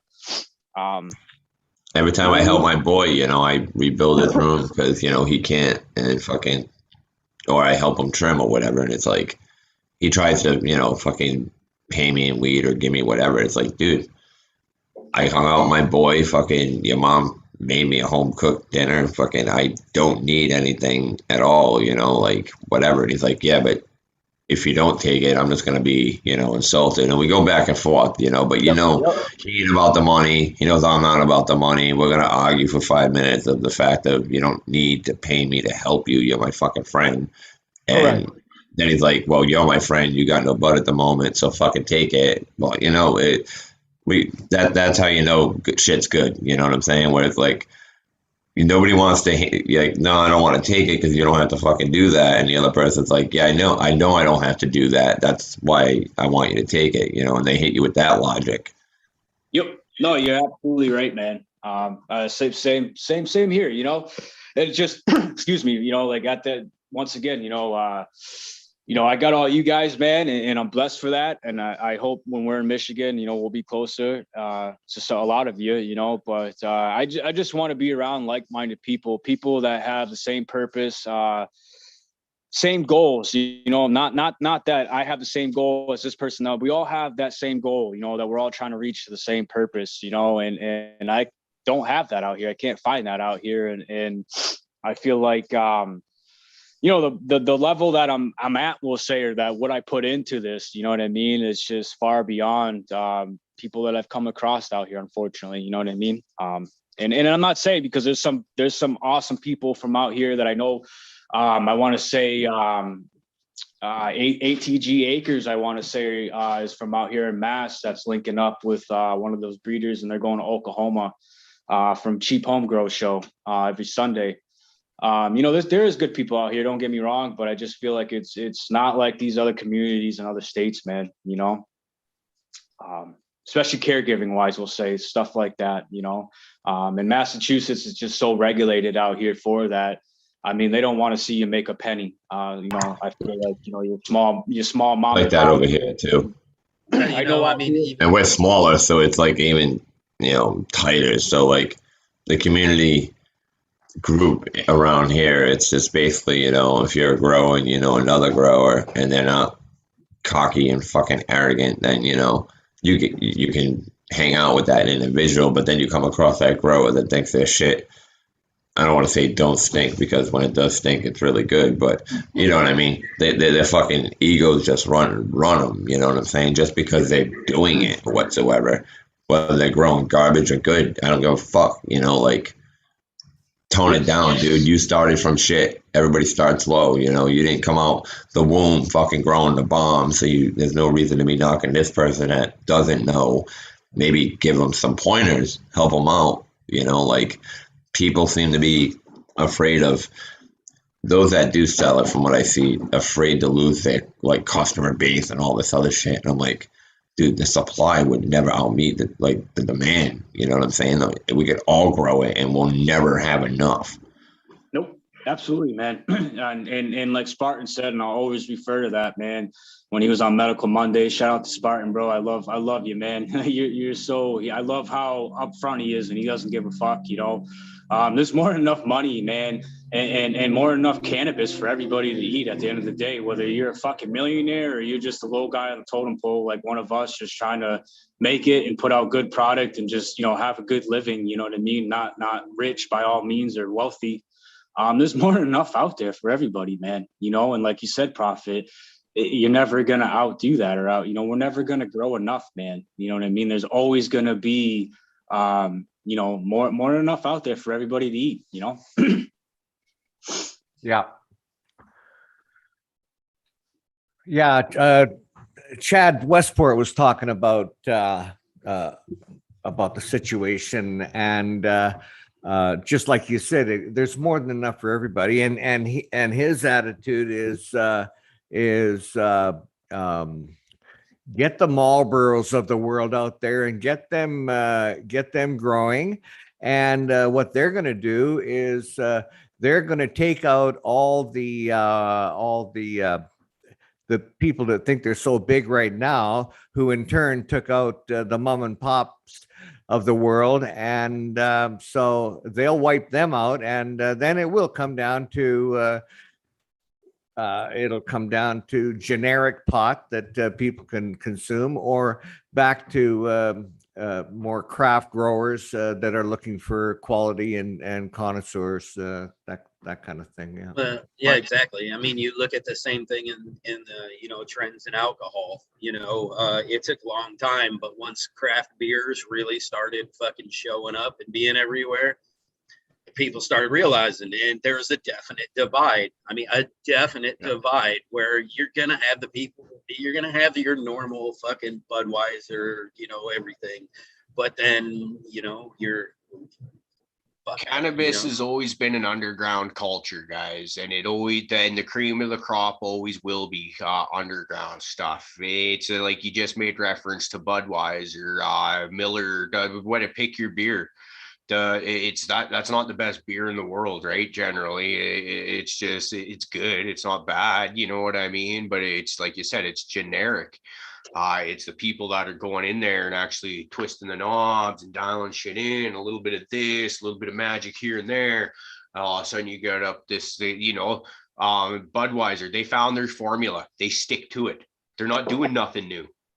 You know what I mean? They might come up with some gross fucking lime flavored beer every once in a while, just for shits and giggles. But it's just, you know, it's the same formula. Whereas you got guys like us, everyone I'm looking at now, and most of the people hanging out with us in chat right now, that, you know, you see where I'm going. We run into the situation where some people, and this is my mother-in-law I'm talking about, and the reason I bring this up is because I found it so fucking baffling. Is that she smoked pot, then, you know, the lung cancer made it so that she couldn't. So I was trying to introduce edibles and all this other shit, right? Now, I've been growing basically underneath the roof for fucking 4 years. I've been growing everything that she could fucking use and need.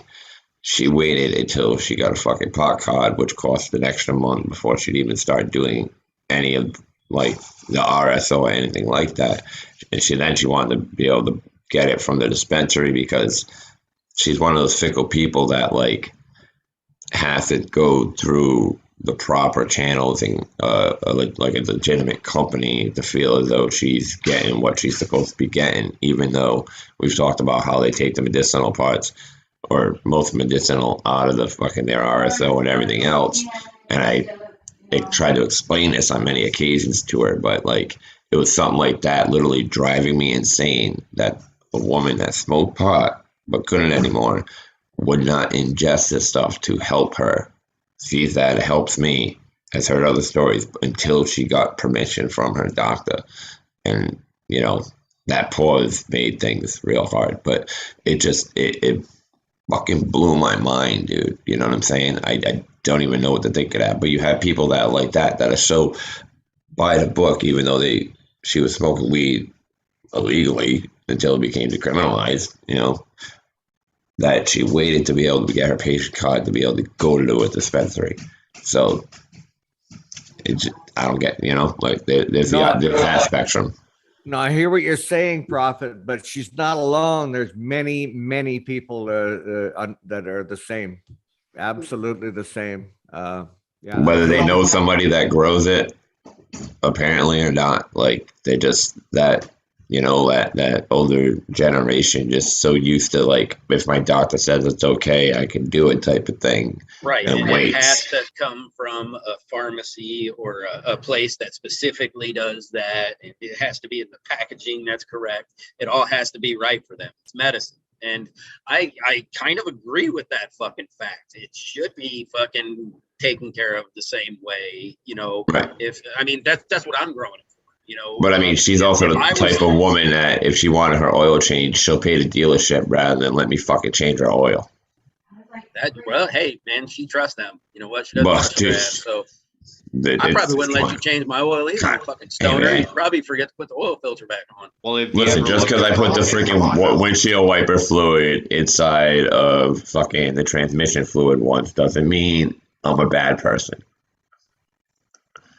But I mean, but the point is, I mean, if I was ever to open up a shop or something like that, or my grow specifically, and like the way my stuff would go out, it would be generally only medicinal set out. I have no interest in giving my stuff to like rec patients or, you know, rec users. If you ain't got a problem, you know, you don't really need my shit. You can go get somebody else's. I specifically grow mine to help people. And if I ever did a shop, it would be set up that way because I want those kind of people. I want them to be comfortable. I want them to fucking feel safe. And I want them to feel like they are getting a proper care and treatment. So, you know. Yeah. I see, those are those people who are like fucking terrified, to talk to a drug dealer or, the guy fucking growing good meds down the street, those are the people I want to help. They're the ones I'm really after. Those fucking people who, I want to flip that script while providing, those fantastic meds for them. So she smoked my weed. I'd give her an ounce every harvest. You know what I'm saying? Like, trying to explain to her that I'm taking it and just boiling down to it. That's the part that blew my mind, man. It's just because ingesting it and it becoming now in her mind as a medication as opposed to what the stigma it had for so long. I mean, yeah, she started seeing it as a medication, but realistically, she's an old school hippie and shit like that. So friggin', pot's always been bad. So to actually bring it into using it to help her, it just obviously reefer madness, all this other shit, whatever the propaganda was never really introduced to her in that way, even though I tried to introduce it living in front of her, doing it for 5 years, in front of her. But yeah, if she'd smoked the weed, I'd grow. But she wouldn't let me turn it into medication and give it to her.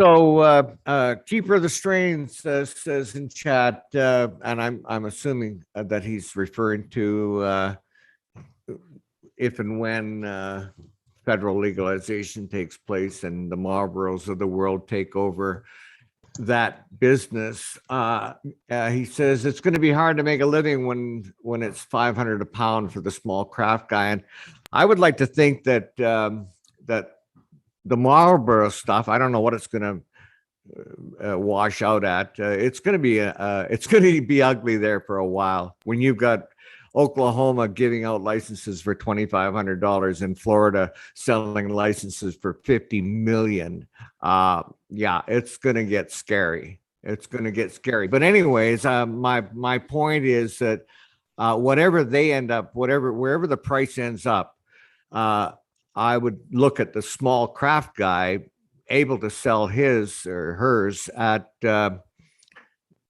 minimum twice, probably 3, maybe 4 times as much because of the quality and the specific care that that medicine will give the patient.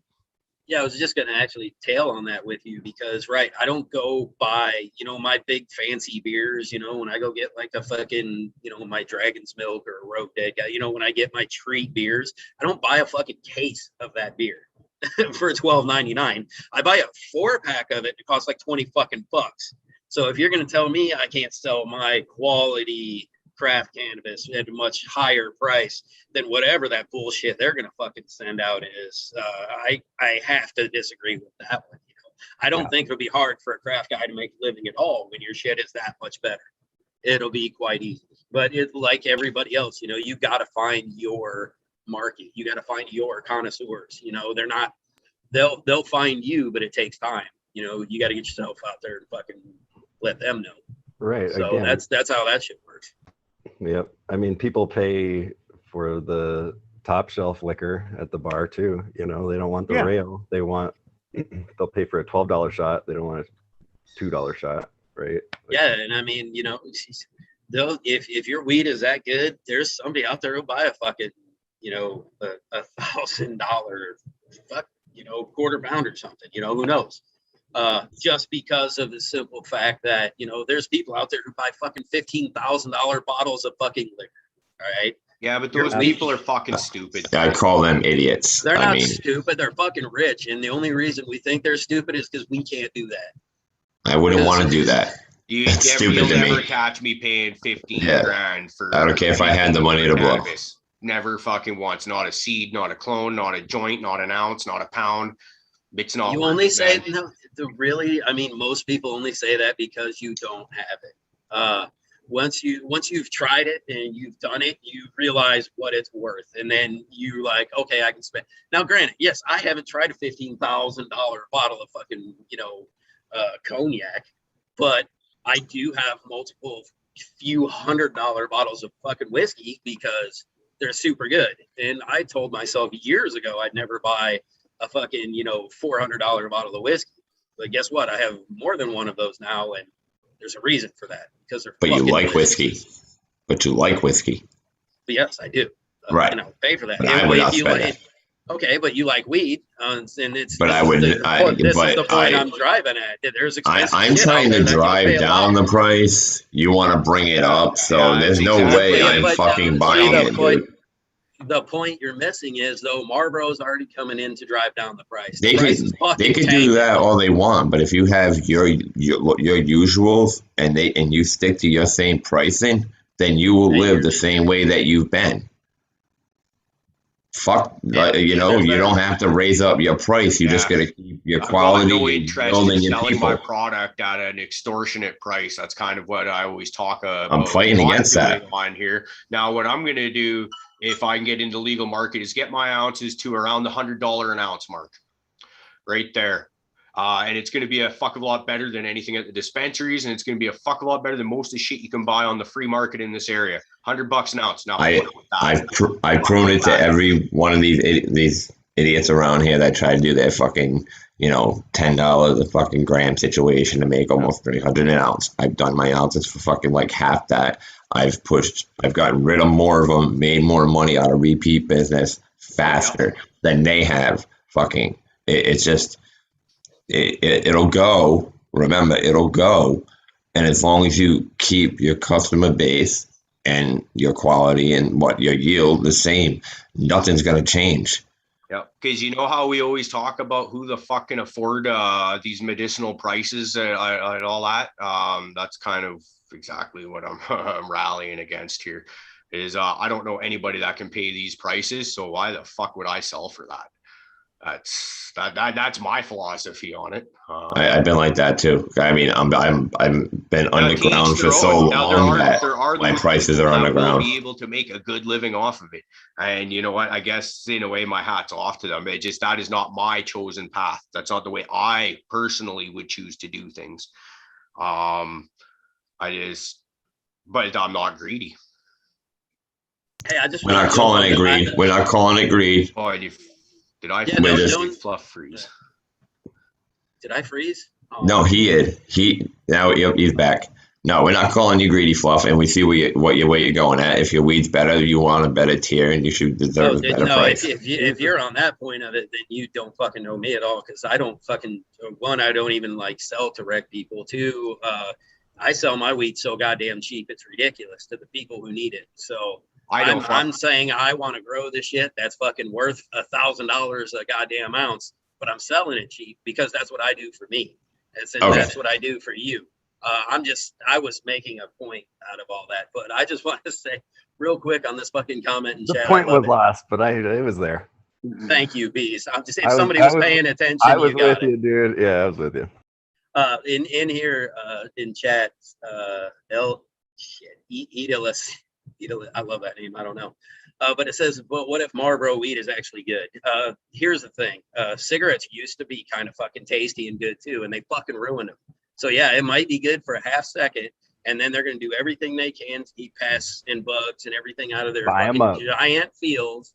So they're going to start spraying it with shit.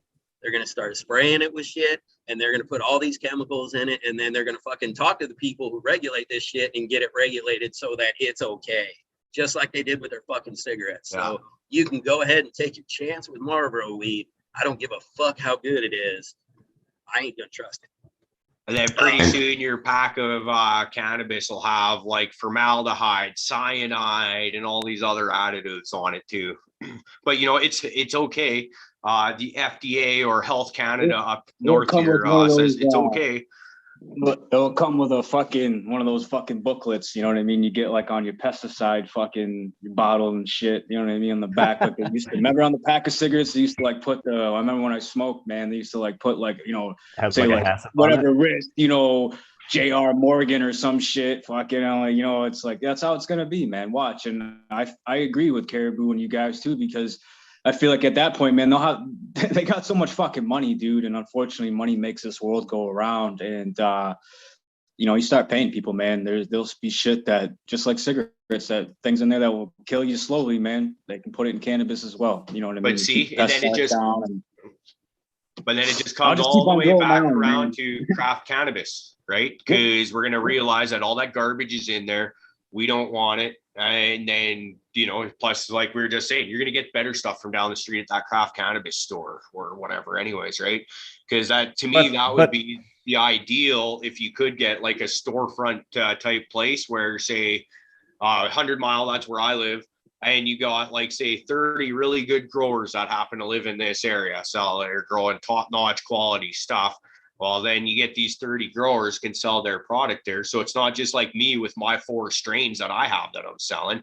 You got a bunch of really fucking killer dank right at that storefront. Meanwhile, you got the government cannabis store down the street that nobody wants to go there because it's, you know, hey, it's second rate at best. But I know I was just visiting a store recently, and in there they have the government store in Williams Lake, and they have $100 ounces there. So as far as I'm concerned, you know, it's not pointless, but you're not making a point by being able to sell a top quality product for the same price that they're selling the crap at. You know, there should be room for the $15,000 bottle of scotch. Well, good luck if you can get someone to buy that for you.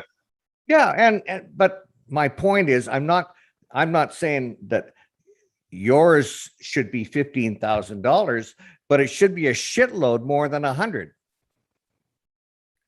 Like, why make a super quality product and sell it for the same price as the retail store? That's all I'm saying. Just to make them look like douches. Yeah, well, Isn't most just to be a craft guy, a little guy, and to fucking throw it in their face. That's exactly why. Exactly. That's exactly what it is. Isn't it mostly really just all of us fucking people who enjoy weed? Now, you know, we're getting a little bit more access to it, you know, because we're doing it more ourselves and shit. And we just want to look at all the people who have been controlling the fucking price and everything for forever, and look at them and say, fuck you, I can do whatever I want with this right now. And we do. Right. Okay. Yep. And that's we do a better product. Fuck you. But in reality, like, if you want to make something like this your living, that isn't how you're going to live. You know, if you want to be in the cannabis space, I love the fact that you want to give it to everybody as cheap as possible. But the fact of the matter is, you got to cover your fucking bills and you got to cover everything else. So you have to have a certain cap on what that is going to be worth. And then when you really get down to the fucking business of everything, somebody will pay for it if it is that good. So there is a level for everybody. And yes, he will fucking sell it because there is somebody there who will fucking buy it. And there's such a thing as like suggestive thinking, right? When someone sees something that's more expensive than something else, they're gonna, for some reason, that's better, right? Why is that better? I don't know. It costs more. Because you've been brainwashed to think that. Look at the fucking glass. Right. No, it's not because you've been brainwashed. Look at the glass community, right? There is fucking multi-$1,000 pieces of glass. And when you look at the work and you touch them and you use them, well, maybe not always use, but when you just look at them, the time, the effort, the fucking detail, the quality, everything is fucking better. That is why it's more expensive. And they put more work into it. The fact of the matter is, if you're paying more for it, it's most likely fucking better. But that or it has a better name. That or it has a better fucking name to it because they paid for that name. I'm not saying in glass. I'm talking about in products and shit. I'm talking like fucking the computers and shit like that, and these phones. Right, like most of them are garbage. Right. Maybe it's just that I've actually never smoked really good weed or something, because it's just that maybe there is weed out there that's worth $200-300 an ounce, and I've just never smoked it. I've smoked some pretty good weed. That's the average price. $250 an ounce stuff, though. For the craft grow where I'm at. $250 an ounce stuff, and see where does it stack up against the stuff that I can get for $120 an ounce right now? Because the stuff I can get for $120 an ounce is the best stuff I can find. And I sure as fuck ain't paying even $150 for that stuff. So where's this $200, $300 for, where's this $15,000 bottle of scotch equivalent that we're talking about? I ain't never seen it. Does it exist? Well, of course it exists. And it's there in everything. It's there in houses. It's there in cars. You can get a Volkswagen, or you can get a Mercedes, or you can get a Maserati, and pay millions of dollars for a car. And there is a difference in the quality. Whether you or I would pay for it, that's another question. But it's there in everything. And just because a car is more expensive doesn't make it better than the cheaper car. Like, that's just my opinion. Well, it could be better. Like, I ain't dropping $1 million on a Lamborghini where I would rather get, say, like a '69 fucking Chevelle.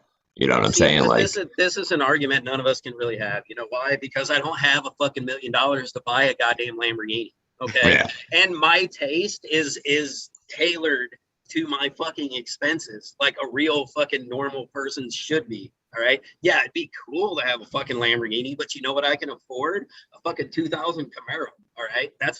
That's what I can afford. So we'll play with that. Yeah, okay, I don't fucking make these comparisons because I don't have that. You're talking about vehicles that cost tens and hundreds of $1,000s. We're talking about ounces that cost hundreds of dollars. Most of us can afford hundreds of dollars. It's all in the same comparison, though. It's just, I don't know. I think to me, it's laughable, but to each their own. Right. It's a point of opinion is all it is, right? It's subjective. We're looking at 6 different people on the screen right now with 6 different opinions, and it's like trying to get us all to consent to the same thing is like, good fucking luck. It ain't happening. I'm actually a little lost. No one is surprised. Yeah, no, I understand what you're saying. Everybody, I understand what you're saying. And I think the point is that there's different, like your mention about whiskey, Fluffy. I know I enjoy my scotch, and I'm trying to think right. I don't get it that often, but I can get a half-ass bottle of scotch for under $50. But I do have a favorite that is a little over $200 a bottle. And on occasion, I'll buy that and I'll savor every bit of it. But there are also $10,000-$20,000 bottles of scotch, and I don't think I'll ever have one in my life. But I'd love to savor that. There, totally lost to what my point, but okay, I don't even know if this is relative, but everything I'm about to say is allegedly, but I can tell you that when I first 35 years ago, and I know the prices, I hear prices down in the States, but the black market was grower was getting $3,600 a pound, where today the black market grower is lucky to get 1,000. It's ugly out there, but I allegedly know somebody else who his is $1,900 a pound. Okay, that's wholesale. So there's $1,000 pounds and there's $1,900 pounds, and he's selling his fine. Thank you very much. Did I say too much? No. I'm actually befuddled. I think we just got spammed with porn in our chat. Holy shit, honest. Are you in fucking top chat? That was like 5 minutes ago. Wait. No, I'm in live chat. I finally got back to my phone, man. I missed. It was like people's court for us for a few minutes, so I didn't want to like pull away. Yeah, somebody wanted to spam some porn in our chat. It was awesome. Holy shit. Don't touch it. It doesn't sound very inviting at all. It seems dangerous. Abolished, deleted it. So thank you, sir. Thank you. We're moving on up, guys. Strikes. Porn fucking posts. We're getting there. Yeah. Chat is very active today. Welcome. Bees, and we got the dab thing going on. Well, I heard the dab frog going, so I just thought I should put it up here. Anybody hear it? Someone made a good point in chat. We should all agree to disagree. Oh, yeah, that's a very good point. Yeah, we don't have to come to a consensus. Not everybody has to change their mind today. We can all. I still love you all. I don't care what you think. Yeah. Just don't overcharge me for that fucking bomb weed. Yeah. But that's the point. We all Were you gonna ask? all entitled to make our own decisions. Bees, you and I had something going on in chat earlier, and it's still whatever the hell it was, it's still gone way over my head. What do you guys play, footsies or something? Well, what was going on there, man? I know you caught me reading chat because you could tell how glazed my eyes were, but you made a reference. Of course, everything keeps coming back to Mendo dope, and I said that because something was like, yeah, like Mendo dope's 12-foot plants, and I was like, see, okay, all coming back to Mendo dope, but Rick still can't make the connection. That was what I said. And you still, as you said, as you just solidified, it went right over your head. Right. No, well, hey, Rick. what had happened was White Widow had just made a comment, and that's what I was reading when you made that statement. And it had to do with, I forget, but the bottom line was, and then I think White Widow made an offhanded comment like, Prophet, then you can go back and play with your friends or something. And I'm reading this and I'm trying to figure this out. And then you made that. No, I'm familiar with the Mendo dope, the big plants. Yes. But I was trying to do the connection between Mendo dope and hype. That was my problem. Hype introduced me to Mendo dope. That's the connection. Oh, well, thanks, buddy. I appreciate I said that right. I said that like the first thing. Well, You gotta hang out on Discord every now and then, Rick. You'll find out all types of stuff. You know what? I was afraid you were going to mention that because what happened was the other day I pressed because I've still got it in my phone, and I accidentally hit on Discord. Well, holy shit. All of a sudden I'm in that world again, and I'm going, oh my God. And I got all these messages, and it's scary. And everybody's got Discord. All the other channels have got Discord, and it seems like everybody's has a great time, but I'm sorry, just another little thing that's way over. Well, I don't why I do don't yourself a get favor. it. Don't go into my room.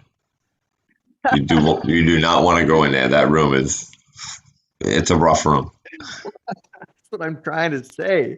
That's what I'm trying to say, man. No, rest of Discord, you need to come in so you can communicate with everybody else. But I got this one little room you're going to really want to stay out of. Well, speaking of the Discord channels, though, I see Fluff's got that Dynavap in his mouth there. I was trying to convince him to come up with a Dynavappers Lounge in the Discord. So it's just for people with the Dynavap. And he's like, so a room for just you, me, and Hurton? And I was like, well, yeah, exactly. Because then people wish they were part of the club and they'll start buying Dynavap so they can be just like us. Well, then we would have to get sponsored because then we're doing some work for them motherfuckers. And well, hey, if that maybe I'll start an anti-Dynavap club. Maybe we get Rick a Dynavap, and then he's got an excuse to try to get into Discord because he's like, hey, I got the Vap. I got to be a part of the lounge now. Yeah, I got to learn how to use it. You know. Okay, fine. I'll try again. Maybe if we give him a tech room, like Rick's tech questions or tech issues, and let him fucking post about them, see if he can get answers. Oh God. We feel like my feed would never shut up if that was the point. We could get Rick that's the last thing. His own tech YouTube channel. Aren't you sorry I ever learned how to share screen? No, I think it's great. Now that I'm kind of used to that, you do it on somewhat frequently. Like the first like anytime somebody shares a screen and you go from what we're looking at right now and it does a little, and all of a sudden you're looking at something unexpectedly, it always fucked me up. But we're pretty used to it, and you're pretty on the ball with it too, Rick, when we get guests on and you like pull up their Instagram page and shit like that. So like you're killing it. Stalker points. He freaked me out when I was in charge the first few times that he did that. I was like, oh fuck, what did I just do? Like, because my whole screen went fucking black, and all of a sudden I was like, oh wow, Rick can take over. All right, shit, cool. Yeah, freaked me out. I was like, all right, I fucked the show up. You guys are gonna see some shit now. So I've got an exciting, actually coming up pretty quick here. I'm going to go see a mutual friend of Rick and I. I'm going to go see Mike and have a dab fest with him. And it's going to be a great time. He's been a bit of a hurting unit lately, and I haven't seen him in a while. So it's always good to go do some dabs with a brother. Mike's been he's not only is he a friend of Rick and ours, but he's been a fan of the channel since back before the podcast even started, when it was just me doing videos. So we love that guy, and I'm gonna pick up he's let me store some equipment at his place. So I'm gonna pick that up and hopefully find a new home for it, maybe. That'd be great. And then also so I was showing you guys some plants on Friday night there, and they're looking all good, but I got to do some top dressing on everything now. So I hit that with like a mixture of kelp meal, some blood meal, some mineralized phosphate, which is bat guano. What else? I had some mushroom compost, some worm castings and all that. And then I've got a problem with fungus gnats in there. So I topped everything off with hydrogen. Like I was using a wood mulch layer, and it seemed to be all right, but you'd still get a bit of gnats in there. And there's a couple plants that I had in there that was just hydrogen on there to top it up, make it dry, clean look. And it seemed to be less gnats in and around those pots. So we're trying that on everything in there to see if we can help fuck off with the fire or fungus gnats, because they're pissing me off. But like, have you tried giving yourself just like a it's kind of like my fucking kick lately. I've been playing with it to fuck around, but have you tried giving it like a little bit of like a hydrogen peroxide watering over to your soil? No, that's a good idea. And I seem to remember in the early days of the show, now that I think about it, Indica B was talking about that. Because I was growing some plants in these big 20-gallon pots, and I remember having issues, and I think I remember spray that down and then re-inoculate afterwards. So. Yeah, it's a thing. I've been doing a lot of research, and I'm going to start doing a lot of playing. It's like there's no downside to using it in the garden when used properly. I mean, obviously you don't want to use it in flower. As like a foliar. It's kind of not a good move, but there's a lot of benefits to using it. So I'm going to start testing it out, working with a little bit of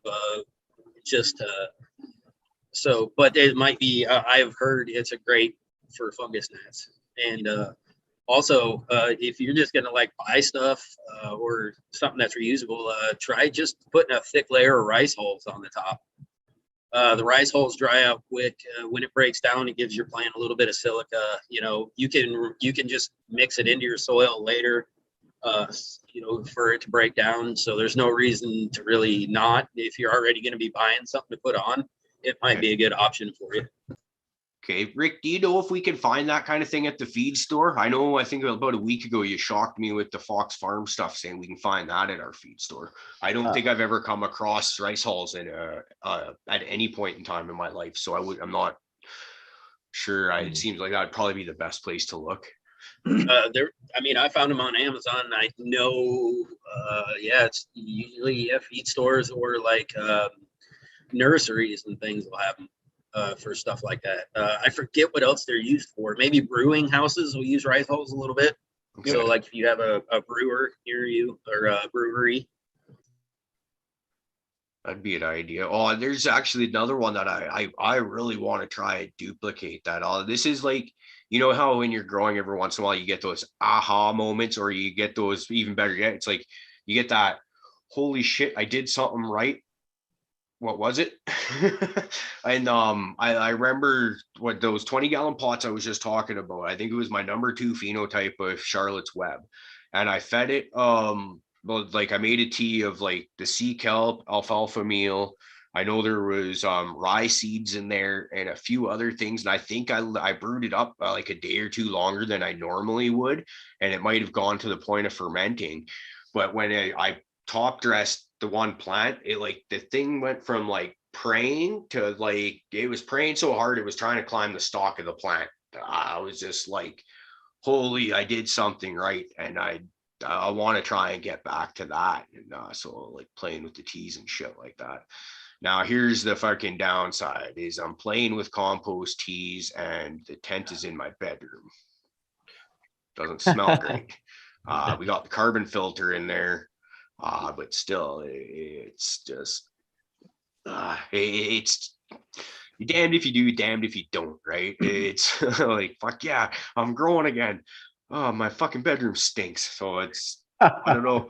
We might have to either, well, there's a chance we might be moving here in about a month or so anyways. So this could be a fairly short-lived thing. And then hopefully where we do move, we'll have room to be able to grow things a little bit more properly. Or is this, once again, do we consider going back to the salts for a little bit, just because it's going to be less stank and a little bit more clean in your living space or sleeping space? So it's like my bipolar kicking in, where it's just like, just so I don't know what to do. Just one minute I'm this, 1 minute I'm that. And now you're brewing your compost tea, I take it? Say again? You're brewing your compost tea? You betcha. All right. So, I mean, have you ever thought about Bounty has one, you know, it's versatile. You could brew it, or you could actually, you know, fucking mix it in with water and whatnot, add a little bit of air for a few minutes, and then do it that way, which doesn't have nowhere near the smell. And they're pretty good. It's a really good fucking compost tea. If you went through the whole process with the humus soil and everything else, it's a fucking great compost tea for you, spray whole nine. But to save myself that whole brewing process, I've used that every grow. And, you know, that's just, it's Bounty, Bountea. And it's been around a while, man. Guy's won world records for growing shit. Huh. You know, he does vegetables mainly. Like, he's that motherfucker that's got like a cabbage that's fucking big or whatever. Yeah. I mean, Rick, pull it up real quick. It'll show you. He's fucking Mr. Screen Share. He's got some amazing sized vegetables and many records to hold. But the shit ain't bad. So you don't have to smell it for now. You can kind of still give it about a fucking compost tea, but you don't have to deal with the smell of it. That'd be all right. And then when you decide to brew it, you can add that with the humus soil, and they have the fungal activator and fucking they have a whole setup for when you decide that you want to brew. That's even makes your plants look better, obviously. Yeah. But the soil drenched fucking mix with water, it's not bad. And I could tell the difference. The density in my buds changes like literally over fucking night. Like, they were kind of squishy, and then like the next day, maybe two, you feel them, they're like rock hard now, you know. And at week 4 I get my first flush, you know. So I mean, there's something going on there. You know, it's definitely getting something from the non-brewed compost tea. Interesting. Hey guys, I got a jam. My buddy just texted me. He's like 20 minutes out, so I'm gonna get out of here, and I'm glad I could kick it with all you this morning, show you the hoop house, man. It was dope. I miss you all. Thanks. I love you guys. Tour. Thank you for Indica. Oh, I'm sorry, Indica. Yeah. I was hoping you just have a little chat with chat before you leave. Absolutely, man. Yeah, I just want to thank everybody in chat. I couldn't see you. I'm on my phone, so I love you guys. Thank you for all your support always, and go smash the fuck out that like button, guys, if you had a kick-ass morning with us. And I'll see you guys Tuesday. I'll talk to you all on Discord, obviously. I'm going to be pretty busy. I got everything ready to get painted in the house and all this, and hopefully we'll be up for sale in like a month and a half. So fuck yeah. Yeah. I love you guys. And I'll talk to you soon, man. Have a good rest of your Sunday, everybody. Stay blessed, stay lifted. All right, B. Thanks, Indica. I love you, man. Love you guys. 71 DPO in the house. What up, DP? He took a trip up to Michigan over the weekend. Him and Stoney, and we'll have to get a report on the what was that? Was a caregivers event, a caregivers growing event, but we'll get all the word. I'm not exactly sure what it was, but I'd be willing to bet a fucking shit ton of cannabis got ingested at whatever the event was, whether it was a grower's cup or whatever. It looked like a hell of a time. I've been seeing a few pictures getting thrown up on Instagram from various people here and there. It sucks to be abandoned out by ourselves in the wilderness like this. Hey, Rick, can't be involved in any of these fun times like this. They're all so far away. Well, really, but and it's ironic that our country is legalized. Well, we don't have near the events. But I'm hoping, counting on, and even you and I have talked about maybe hosting some kind of event. It would be a shitload of fun. Oh, it's going to happen. It's just a matter of like with still COVID, right? And it's like 1 minute it's they might start lifting restrictions, and then the next minute they're going to be back in place. And I'm not a very patient person. I just don't have the patience for yes, no, yes, no, yes, no. So until things calm down enough that it's like, okay, we can't actually bank on this, and then start putting the work in. But I've talked to a few people in and around the 100-mile area, and seems to be a pretty positive response to it when we are able to get it done, because that's the thing. I don't want to call it a maybe. I want to call it, yeah, we are going to do it. It's just a matter of when we get the time to do it, because it's going to be one hell of a time. Yeah. So Shredder was up at the Clio Cultivation Annual Party. Hope you had a great time. Kingfisher is asking about the Discord channel. So what goes on there? It's not for him? I thought what the hell do I know?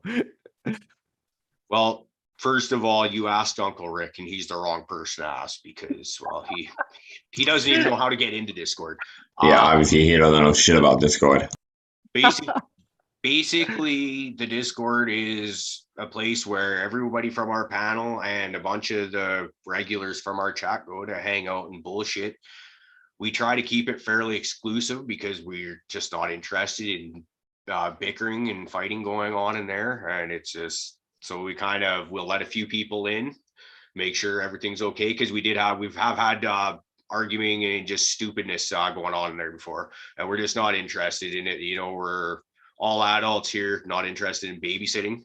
Hey, Fluff, that's probably a good way to put it. That's a great way to put it.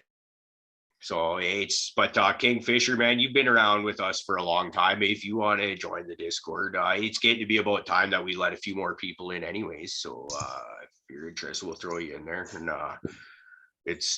I'm considering selling my spot. Nice. Thick skin is recommended. If you don't have thick skin, don't bother even attempting to come in, or anybody ask to fucking come in.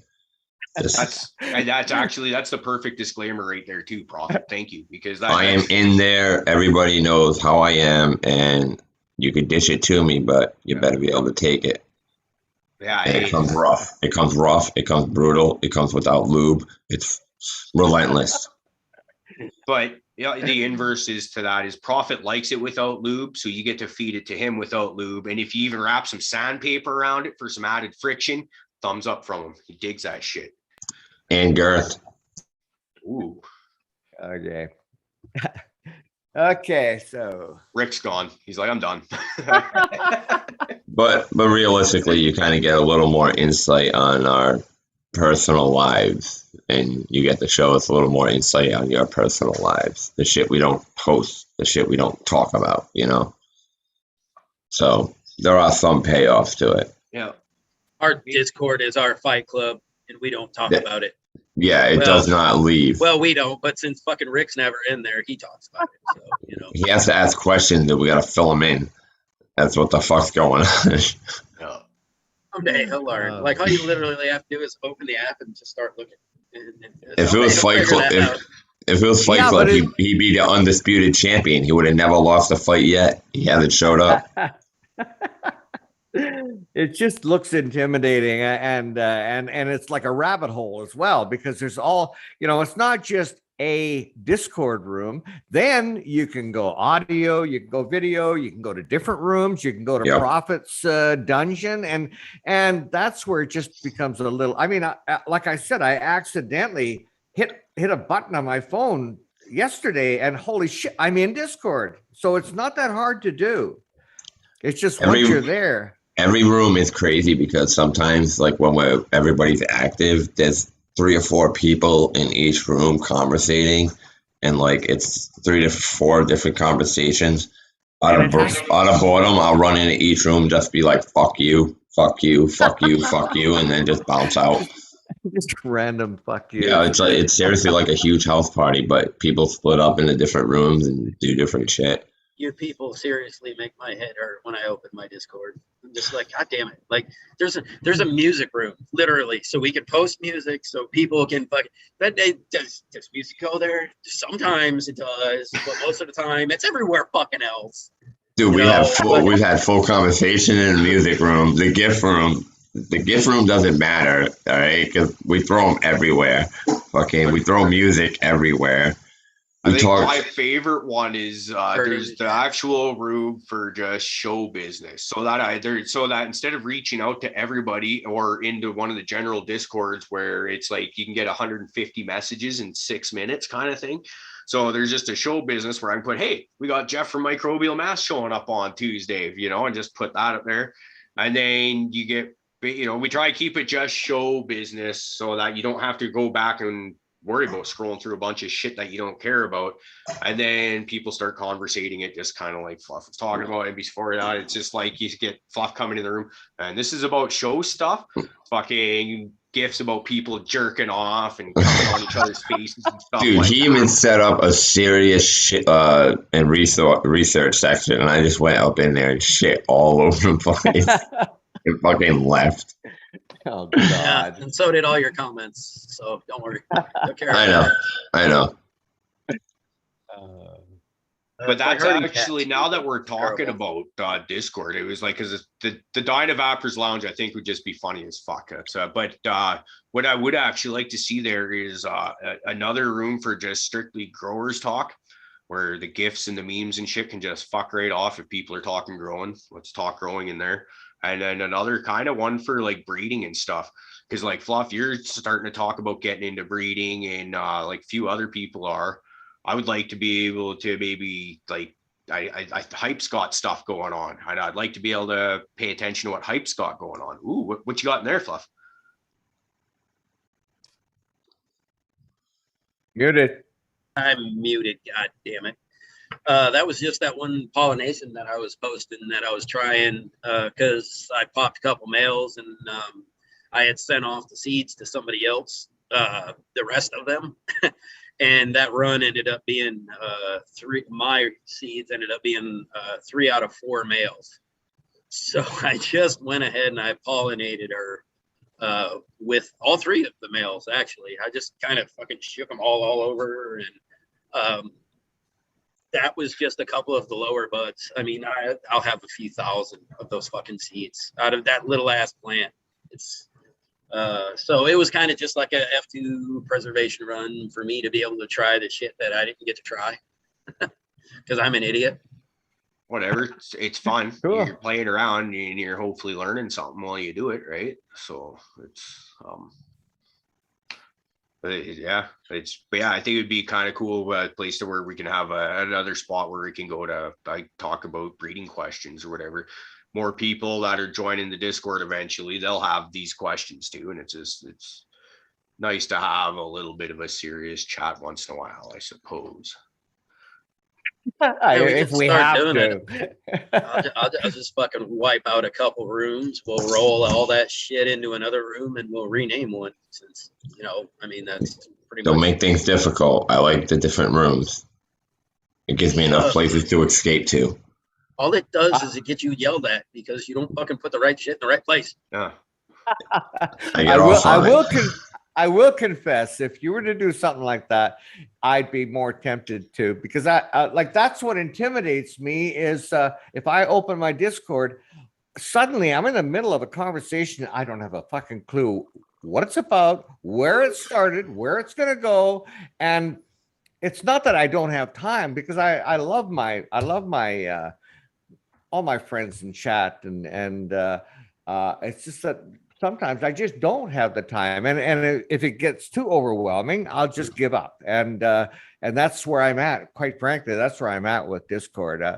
Just cheat, Rick. Be like, hey, what's up, guys? What are we talking about?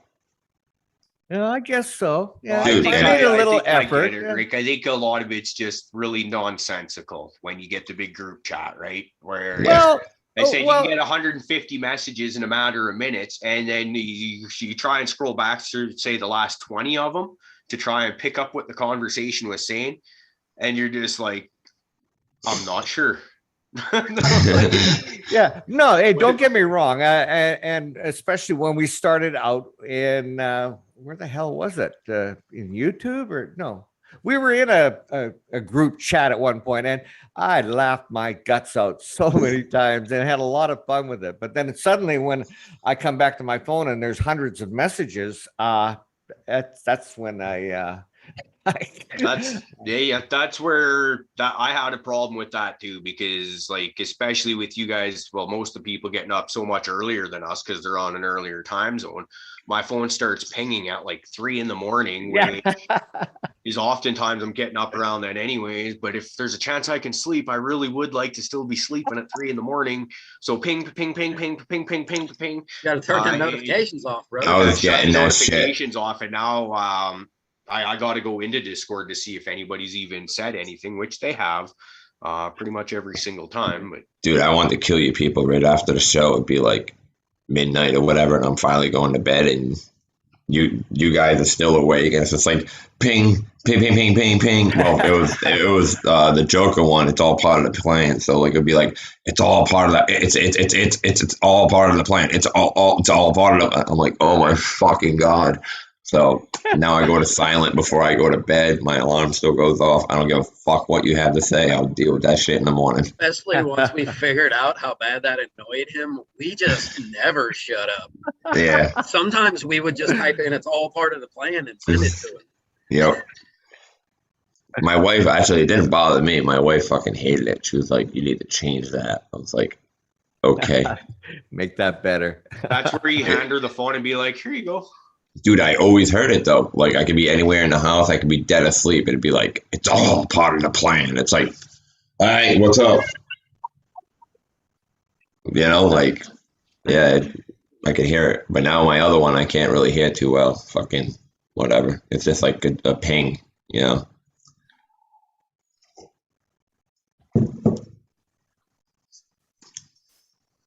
Guys, well, I think I'm gonna have to start thinking about getting my day going here.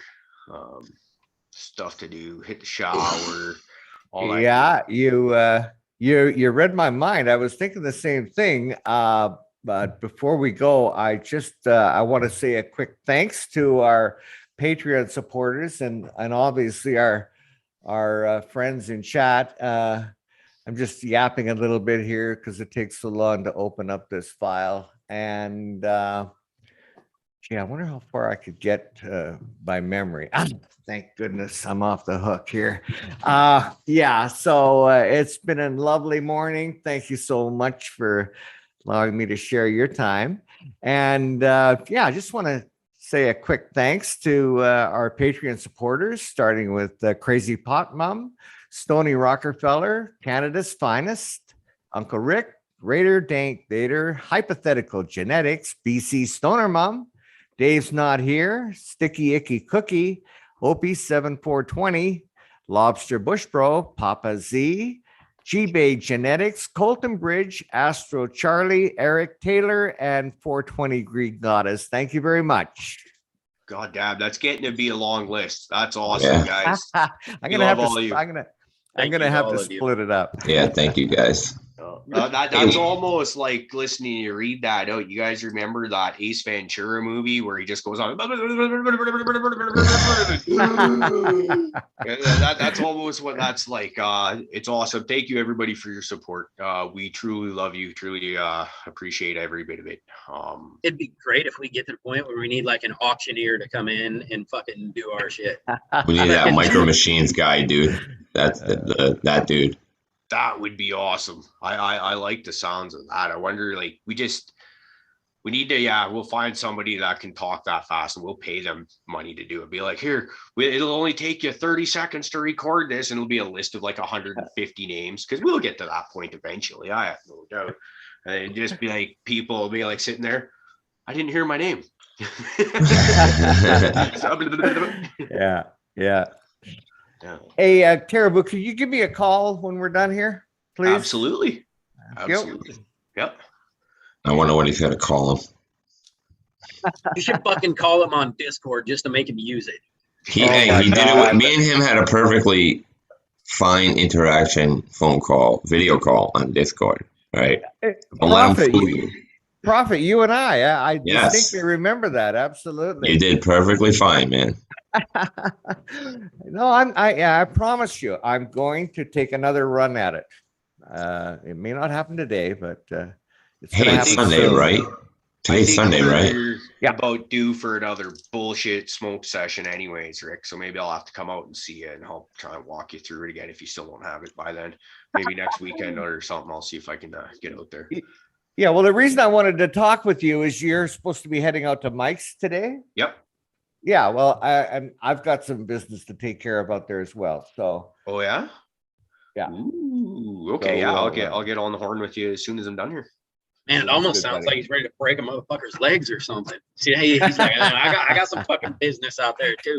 Somebody's about to fuck around. Yeah, gangster Rick's about to fucking throw some shit down. He jumps in the Caribou's fucking whip with a ball peen hammer. Well, he wants that $15,000 bottle of scotch, motherfucker. Hey, I gotta, just before we go, I gotta tell you, Netflix movie I watched yesterday. Oh darn, I gotta get the name right. I think it was called Bad Grandpa, and it's with the guy from great movie, Johnny Knoxville. Yeah. Oh my God! If you want a good belly laugh, like some well, there's a lot of dick humor, but boy, oh boy, it is hilarious. Okay, I'm not going to give anything away. All right, Rick. So we'll give you one more movie recommendation if you like that. Then you need to see Grandma's Boy. Yep. Okay. Yep. I was going to say Bad Santa. But I mean, I've seen okay. Bad Santa, and that's a pretty good one. But yeah, Fluff's right though. Grandma's Boy is. All right, on that we really should try to actually end this show. God, we're so bad at this. Yeah, we are. Thanks for joining us, everybody that's hanging out in live chat still. We love you. We'll see you all Tuesday night. Hopefully we're not jinxing it, but Jeff from Microbial Mass is going to join us, and we're going to talk microbes. It's going to be fucking awesome. For sure. Until then, everybody have a great rest of your weekend. I'm excited. I got tomorrow off too, so it's just like, fucking yeah. Rick, hopefully I'll see you at Mike's a little later maybe, and we'll get to do some dabs. That'd be fucking great. That's good, buddy. Everyone else, nothing but love for any of you. Have a great day, everybody. Growers love chat. Later, chat. Did you guys notice Rick throwing up the horns? That was great. Yeah. I don't even know what that.